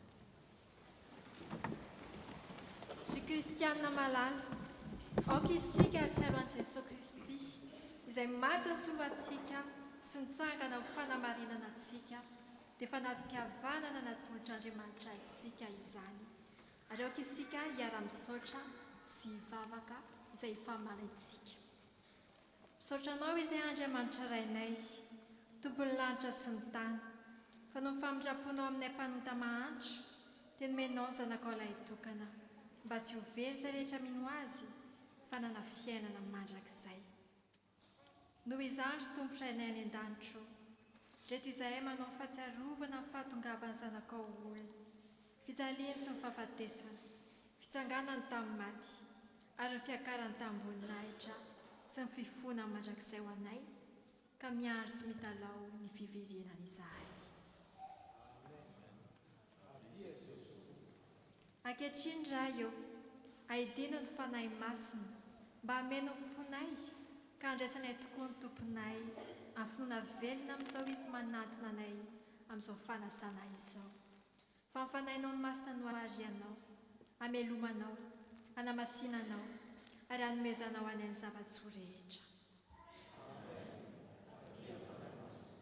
Misaotra anao izahay ry Jesosy Kristy Tompo, midera ny anaranao izahay ry zanak'Andriamanitra ilay tokana izay mpamonjy anay. Ankalazanay ane ianao no ny fitiavanao izay mahery no ny fahafatesana. Ary izay tonga eto anatrehanao, hiobina amin'ny latabatrao masina dia mangataka aminao mba hampiraisinao aminao ohatra ny sampana ny voaloboka. Ampianaro hifankaty tahaka ny tiavanao anay izahay, ary aoka izay hiara-manana ny fiangonana masina manontolo, fiononana sy ny fifaliana aminao, dia anao izay miara-manjaka ny ray sy ny zanaka ary ny fanahy masina hatramin'ny taloha indrindraka ho mandrakizay. Amen. Hira fa 470 ny andiny voalohany sy fahatelo.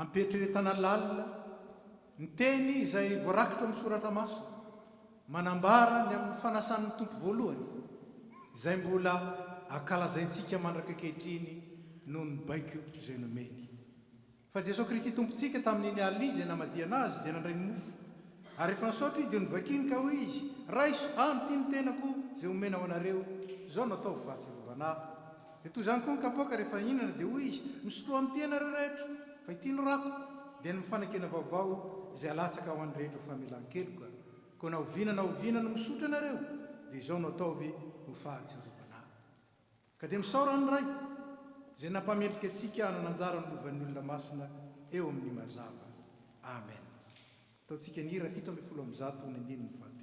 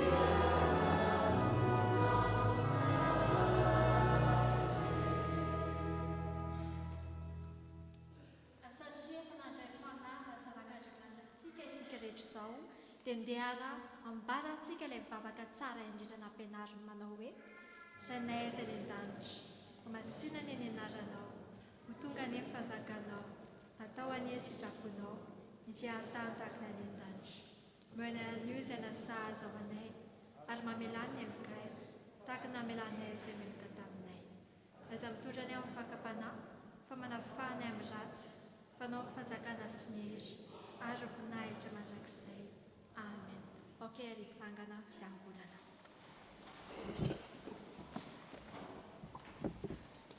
ny mofo izay vakitsika dia firaisana amin'ny tenan' Jesosy Kristy tompontsika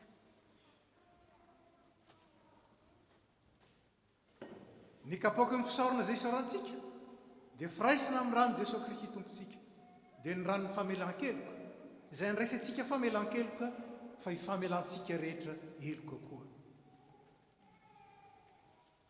hoy ny tompo andeha fa efa voavoatra avokoa zao no zavatra rehetra manao ny hira fa 4:200 isika dia zaraina amintsika ny mofo sy ny kapoaka araka ny lazaiko teo ny katekomena no mandray meloha voazarana ny katekomena voazaraina amintsika mahazo mipetraka ny tsy mpandray fanasan'ny tompo ary izay mpandray fanasan'ny tompo efa nahazo ny mofo sy ny kapoaka dia angatahana koa hipetraka mba hitan'ny dekona izay mbola tsy nahazo fanamariana farany misy manomboka an'io dia misy ny siro ho an'izay tsy mahazaka na tsy tia misotro divay jus de raisin azafady dia misy jus de raisin zany ka manangatana antsika rehefa mandalo eny ny dekona mba mandray jus de raisin amin'ny toeran'ny divay ho an'izay efa zatra moa dia afaka mandray ny divay isika ataontsika ny hira izay efa voatondro dia zaraina ny mofo sy ny kapoaka Amen.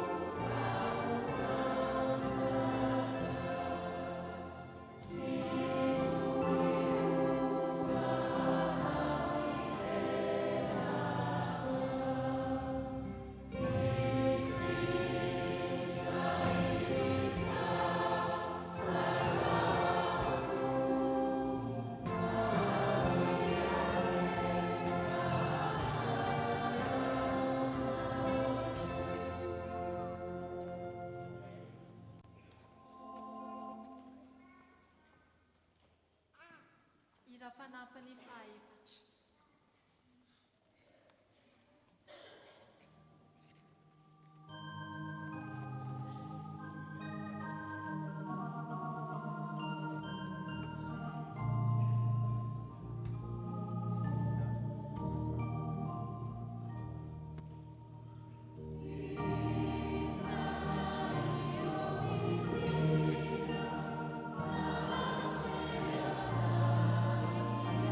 Amen.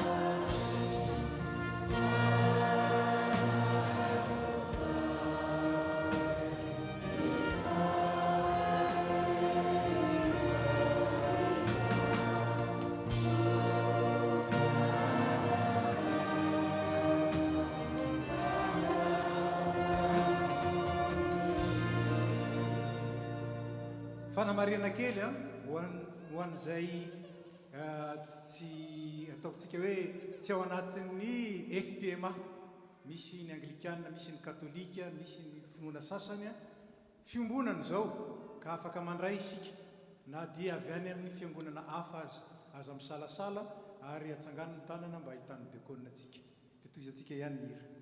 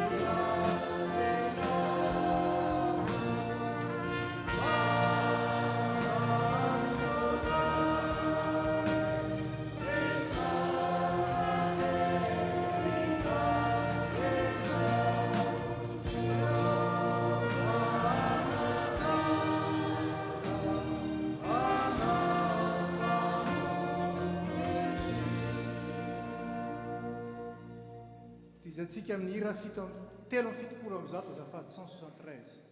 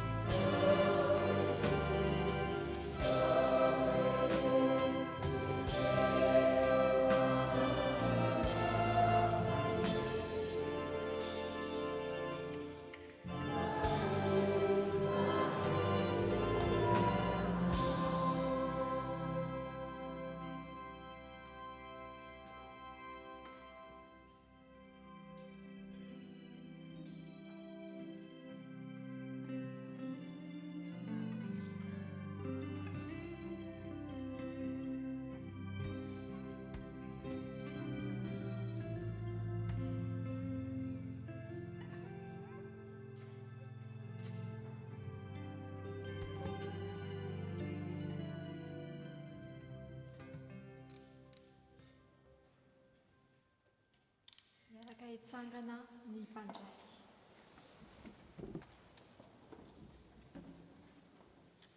Hoy Jesosy Kristy Tompo, raiso any ity ny tenako izay omena ho anareo izao nataovy fahatsiarovanahy.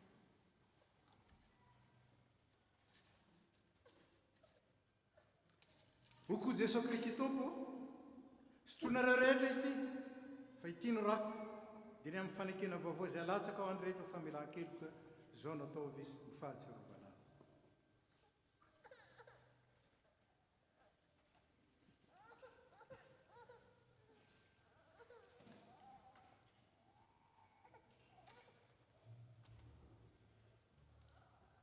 Jesosy Kristy izay vohomby tamin'ny azo fijaliana ka nitsangana tamin'ny maty a, nefa nanome anareo ny tenany sy ny rano izay nanavotany anareo tamin'ny fahotana rehetra. Izy ane ampahery sy hiaro anareo amin'izany amin'ny finoana marina ho fiainana mandrakizay. Dia mbola tononina aminareo ny fiadanana. Ny hira fa 920 nataontsika, 920 ampatseriovina fa rehefa amin'ny raha veto isika dia tatazany ery ny kapoaka satria ariny ireny fa tsy ampiasaina intsony. 920.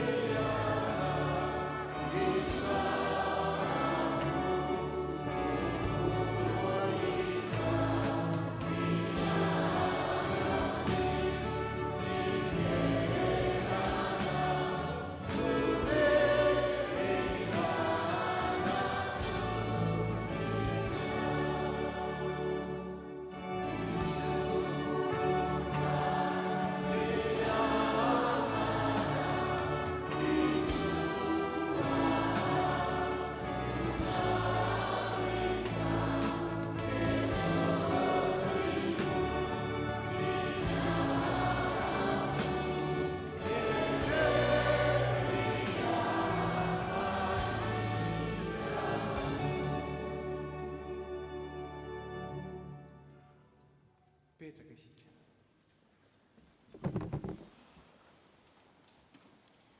Ampifaliana ry havana, no iarabanantsika rehetra amin'ity Pentecoste 20 sy 20 ity dia miarabana manokana ireto katekomina izay noraisina ho mpandray fanasany tompo isika ary manana didy isika fiangonana amin'ny fitaizana azy ireo mba tena hitombo amin'ny fahalalànan'i Kristy ka hifanampy isika ao anatin'izany. Et on s'adresse à vous les confirmants. Félicitations pour cet engagement sacré et que notre Seigneur Jésus vous accompagne tout au long de votre marche avec lui et l'Église est là aussi. Donc ne restez pas tout seul, nous ensemble on va vers Jésus et on est ensemble pour le louer et pour le connaître de plus en plus et jusqu'à sa venue. Félicitations.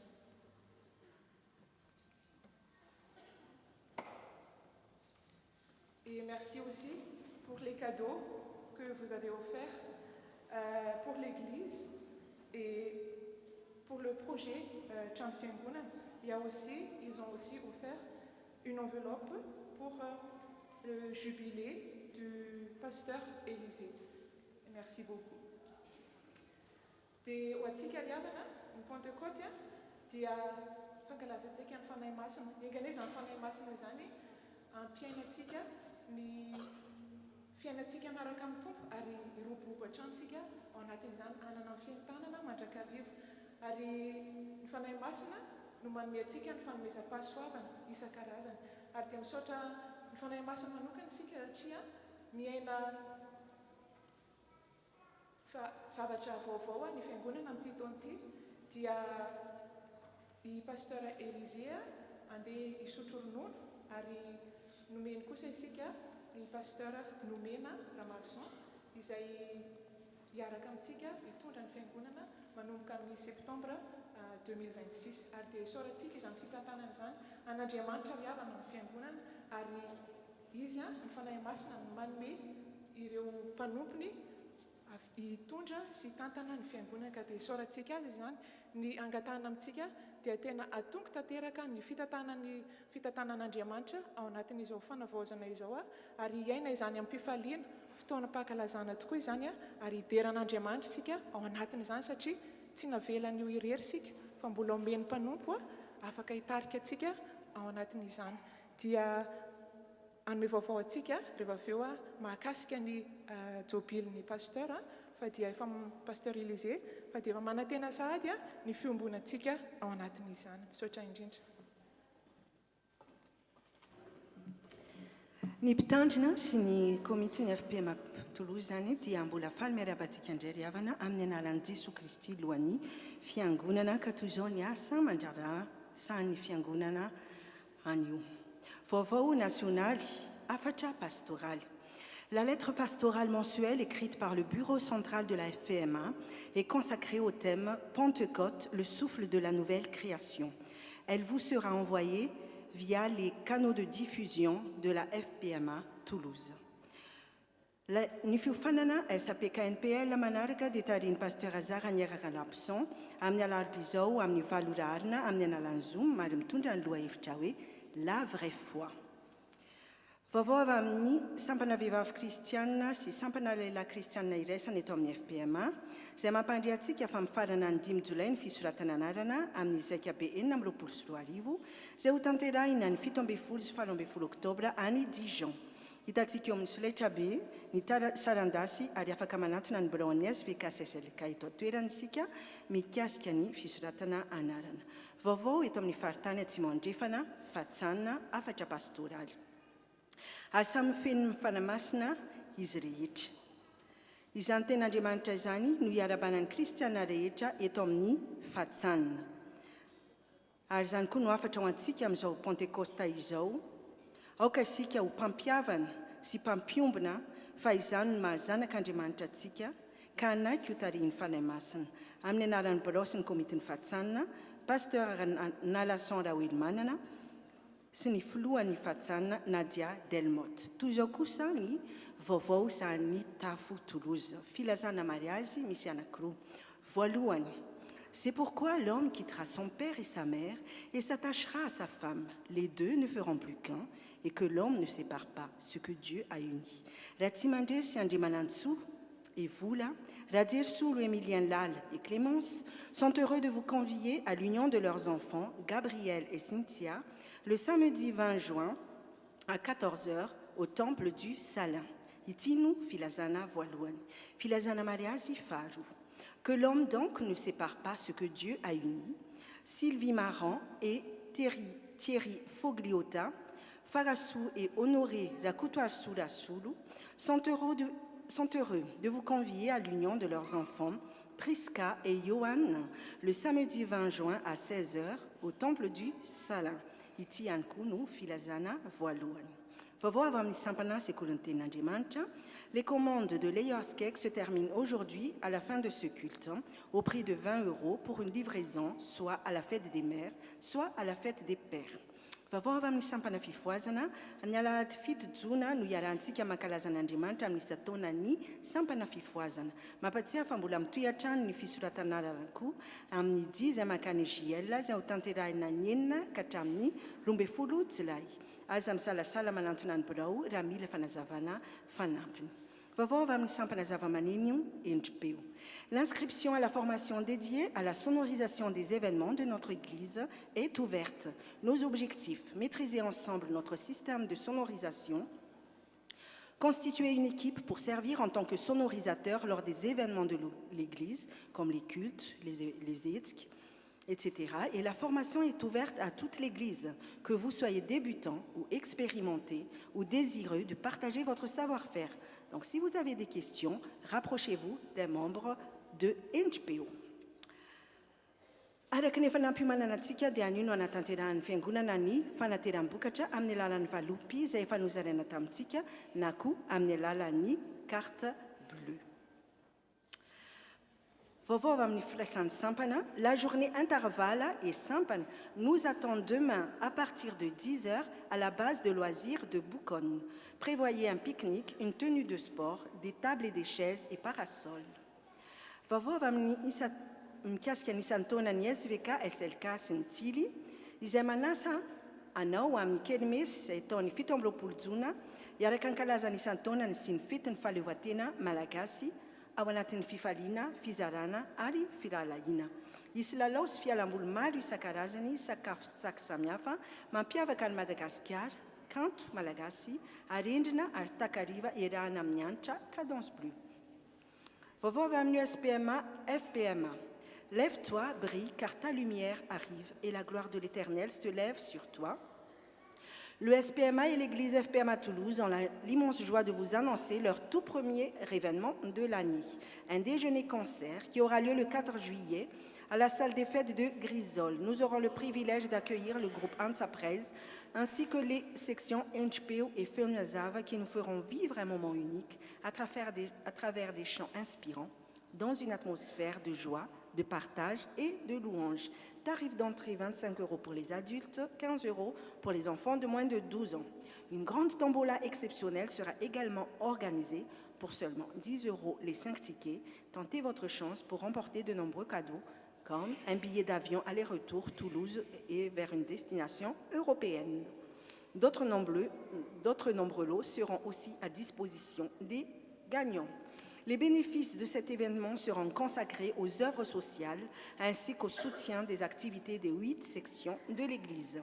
À partir du 31 mai, un stand sera installé chaque dimanche pour la vente des billets et des tickets de tombola.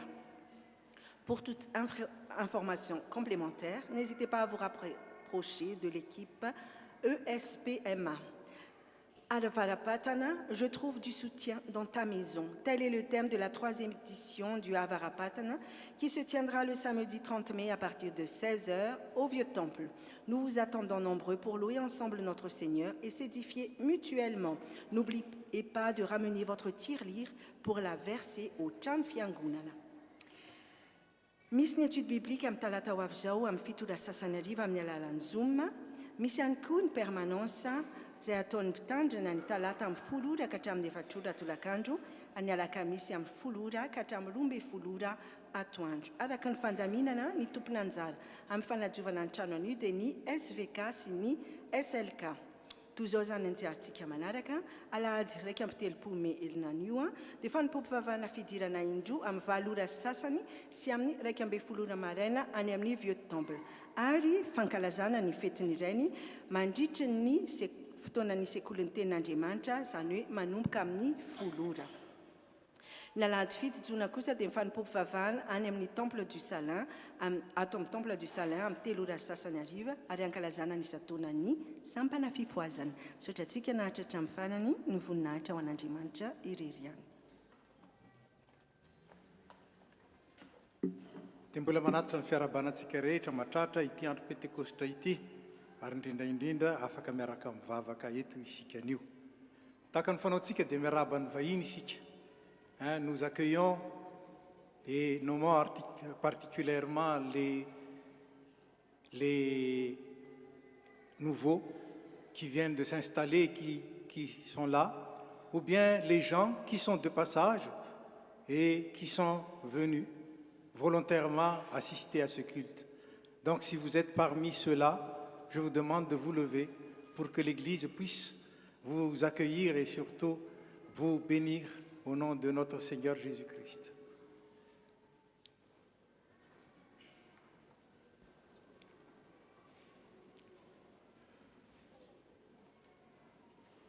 Je vais m'exprimer en français, comme ça tout le monde sera concerné. De tout cœur, nous vous remercions de votre présence. Cette présence qui égaye notre culte, qui l'a rendu plus, disons, plus dynamique encore.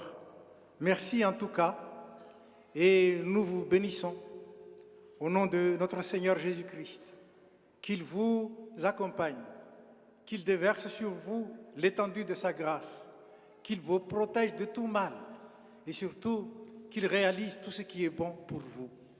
Et n'oubliez pas, à chaque fois que vous passez ici, il y a une place pour vous au sein de l'FPMA Toulouse. C'est vrai qu'aujourd'hui, il n'y a pas assez de place, mais nous espérons que plus tard, surtout après la construction de la nouvelle église, nous pouvons accueillir tout le monde. Mais en tout cas, merci, et merci encore, que Dieu vous bénisse. Vous pouvez vous asseoir. Tsy ny tonga ihany no arabaitsika fa misy koa ireo izay tsy maintsy andao ny tafo Toulouse.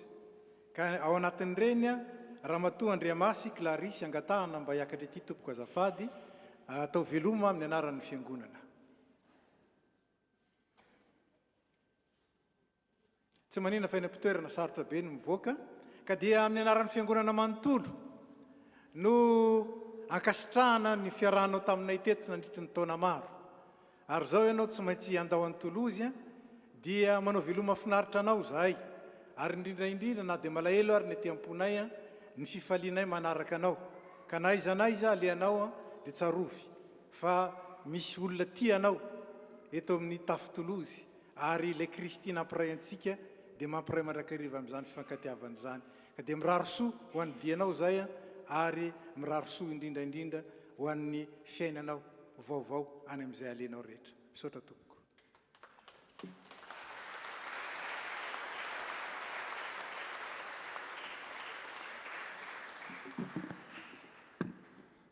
Faly mirabasika rehetra amin'ny anaran'ny tompo, mangataka 10 minitra kely ny tenako ho an'ny fiangonana hanazavana ny fankalazantsika ny 500 taona ny tandreman'ny mpitandrina Élisée Andremiandra sy ny fanomanana ny fandehanany misotro ronono.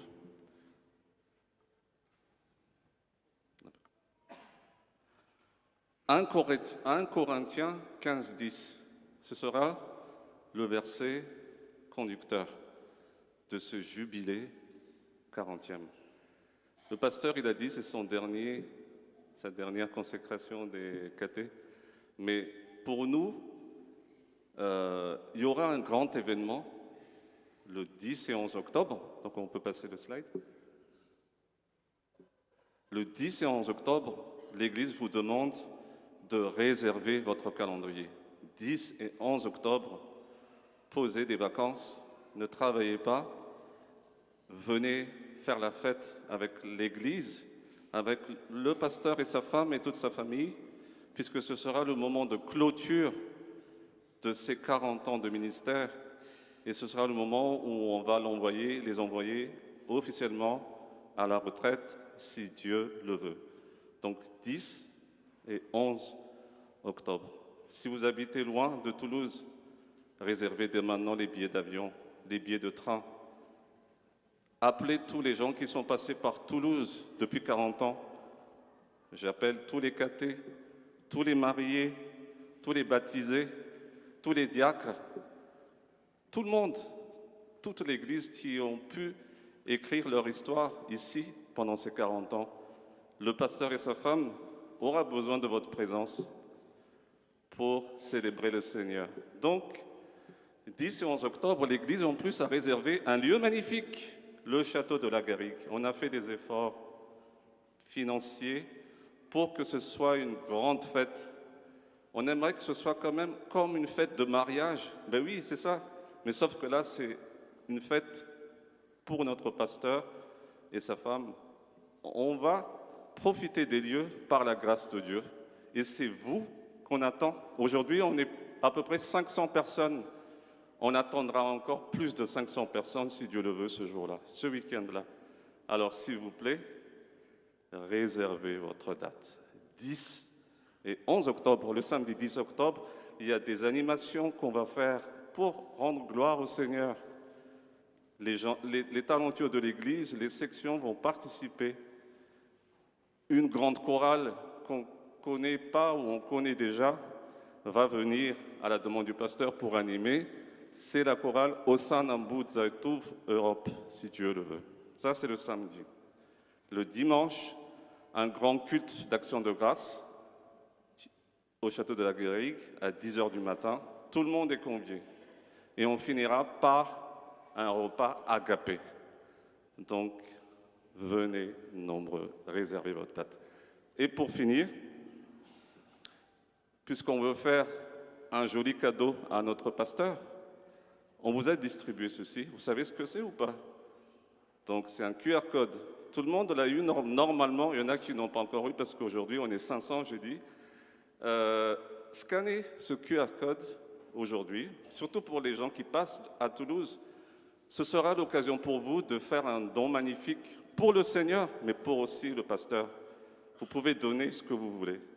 Il y a la parole de Dieu qui dit on a reçu gratuitement et Dieu nous demande de donner gratuitement.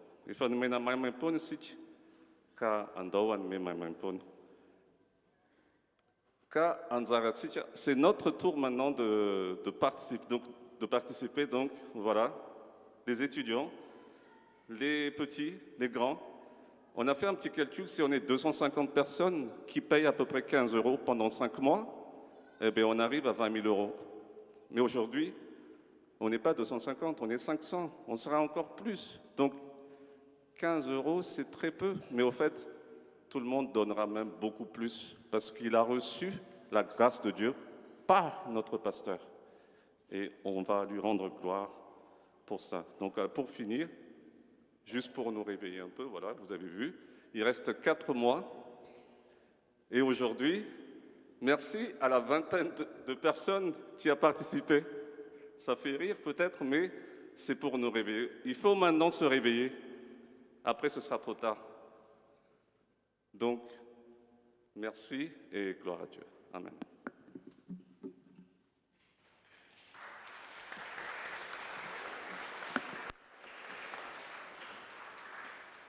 Izao dia tonga amin'ny fotoana ny fanateram-boakatra ny sirakitra isika.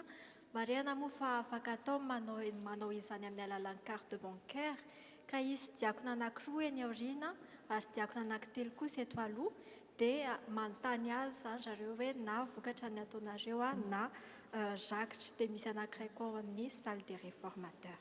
Ataontsika ny rafanampy ny fahavito.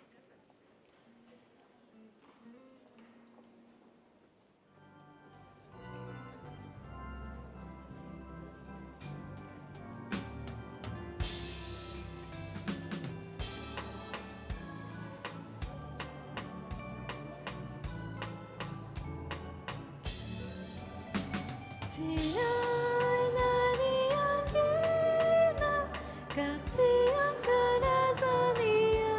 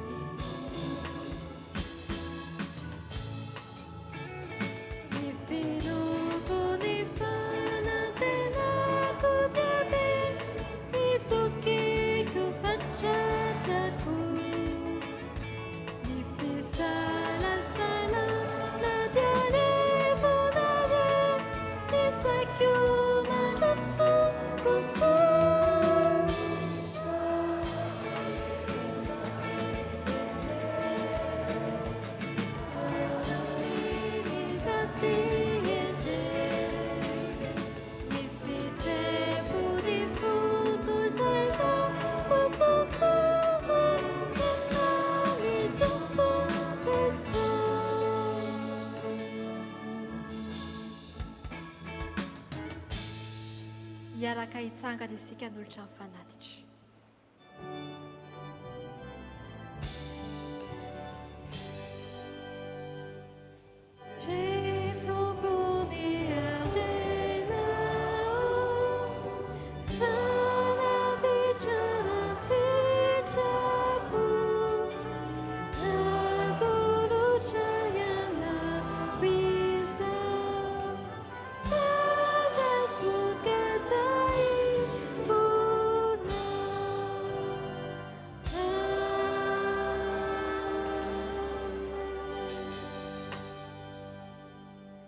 Mipetraka amin'ny fiangonana.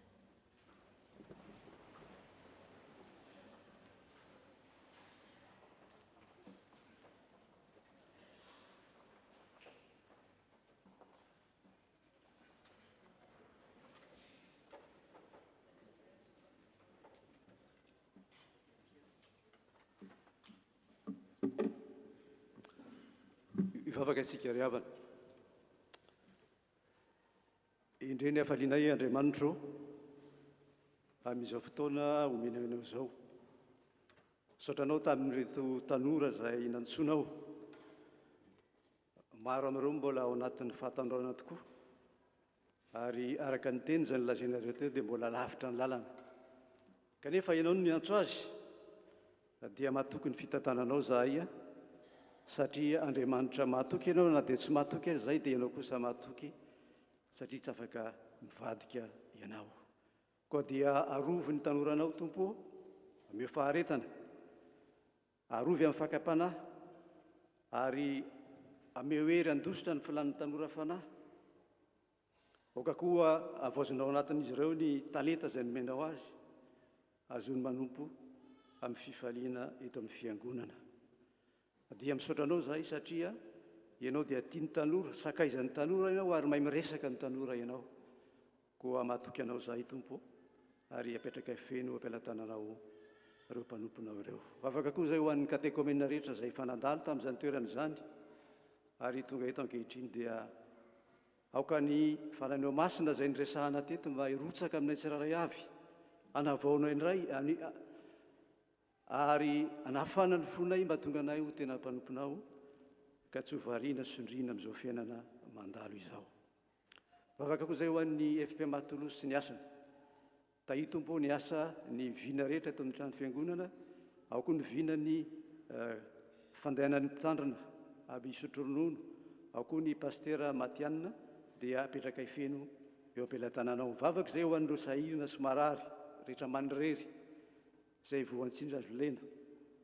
Izay mijaly Tompo dia makataka aminao mba ampahery an'izy ireny tsiraray avy. Afaka koa izay ho an'ny FPMA Manontolo izay efa napetraka ao eto amin'ity tany misy anay ity dia ho reniny finoan'ny tsiraray avy ny mpiangona, ny kristianina rehetra manerana ny FPMA mba ho tena fiangonana ny fahazavana tokoa ary ho hita amin'izy ireny ianao Jesosy Tompo.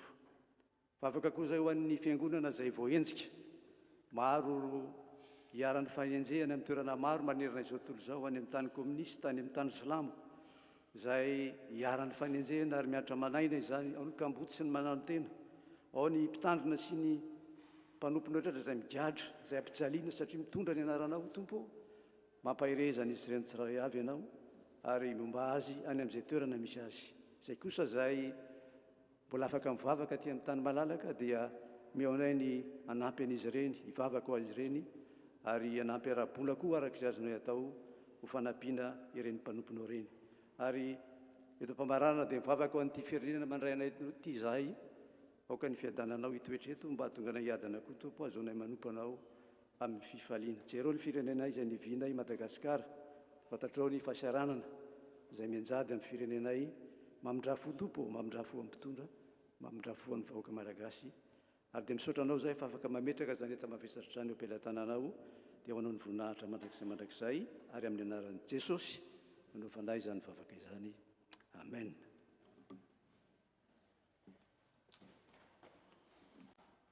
Dia misaotra an'Andriamanitra isika ry havana fa tanteraka soamantsara izao fanompoana masinay izao ary misaotra anareo rehetra ihany koa naharitra hatramin'ny farany ary satria moa kelikely ny toerana dia nisy ireo izay nitsangana nandritra n'izao fotoana izao ka dia hisaorana ihany koa ianareo rehetra izay nitsangana.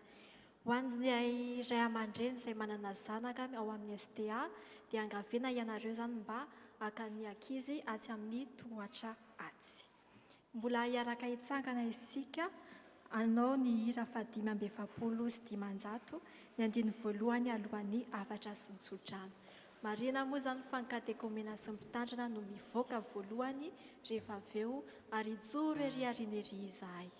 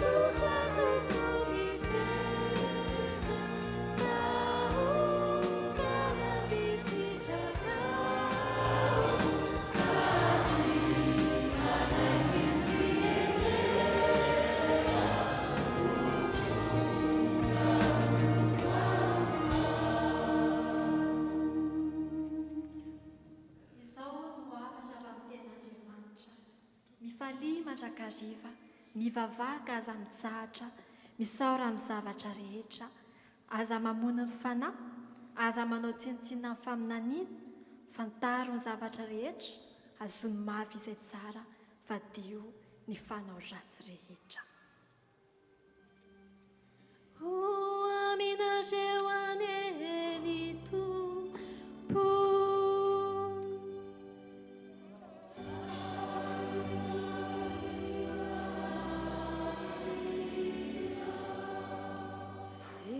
Ianareo aneny Tompo, ka hiaro anareo, ampamirapiratra ny tavany aminareo aneny Tompo, ka hianatra anareo, anandratra ny tavany aminareo aneny Tompo, ka hanome anareo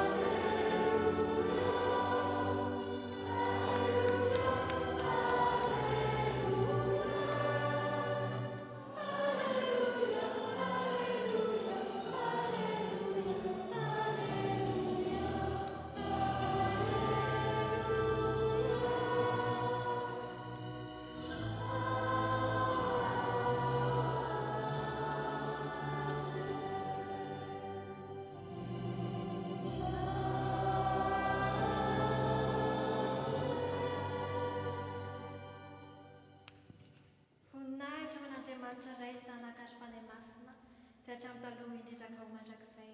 Amen. Mandehana fiadanana ka manompo ny tompo. Andiny fahatelo amin'ny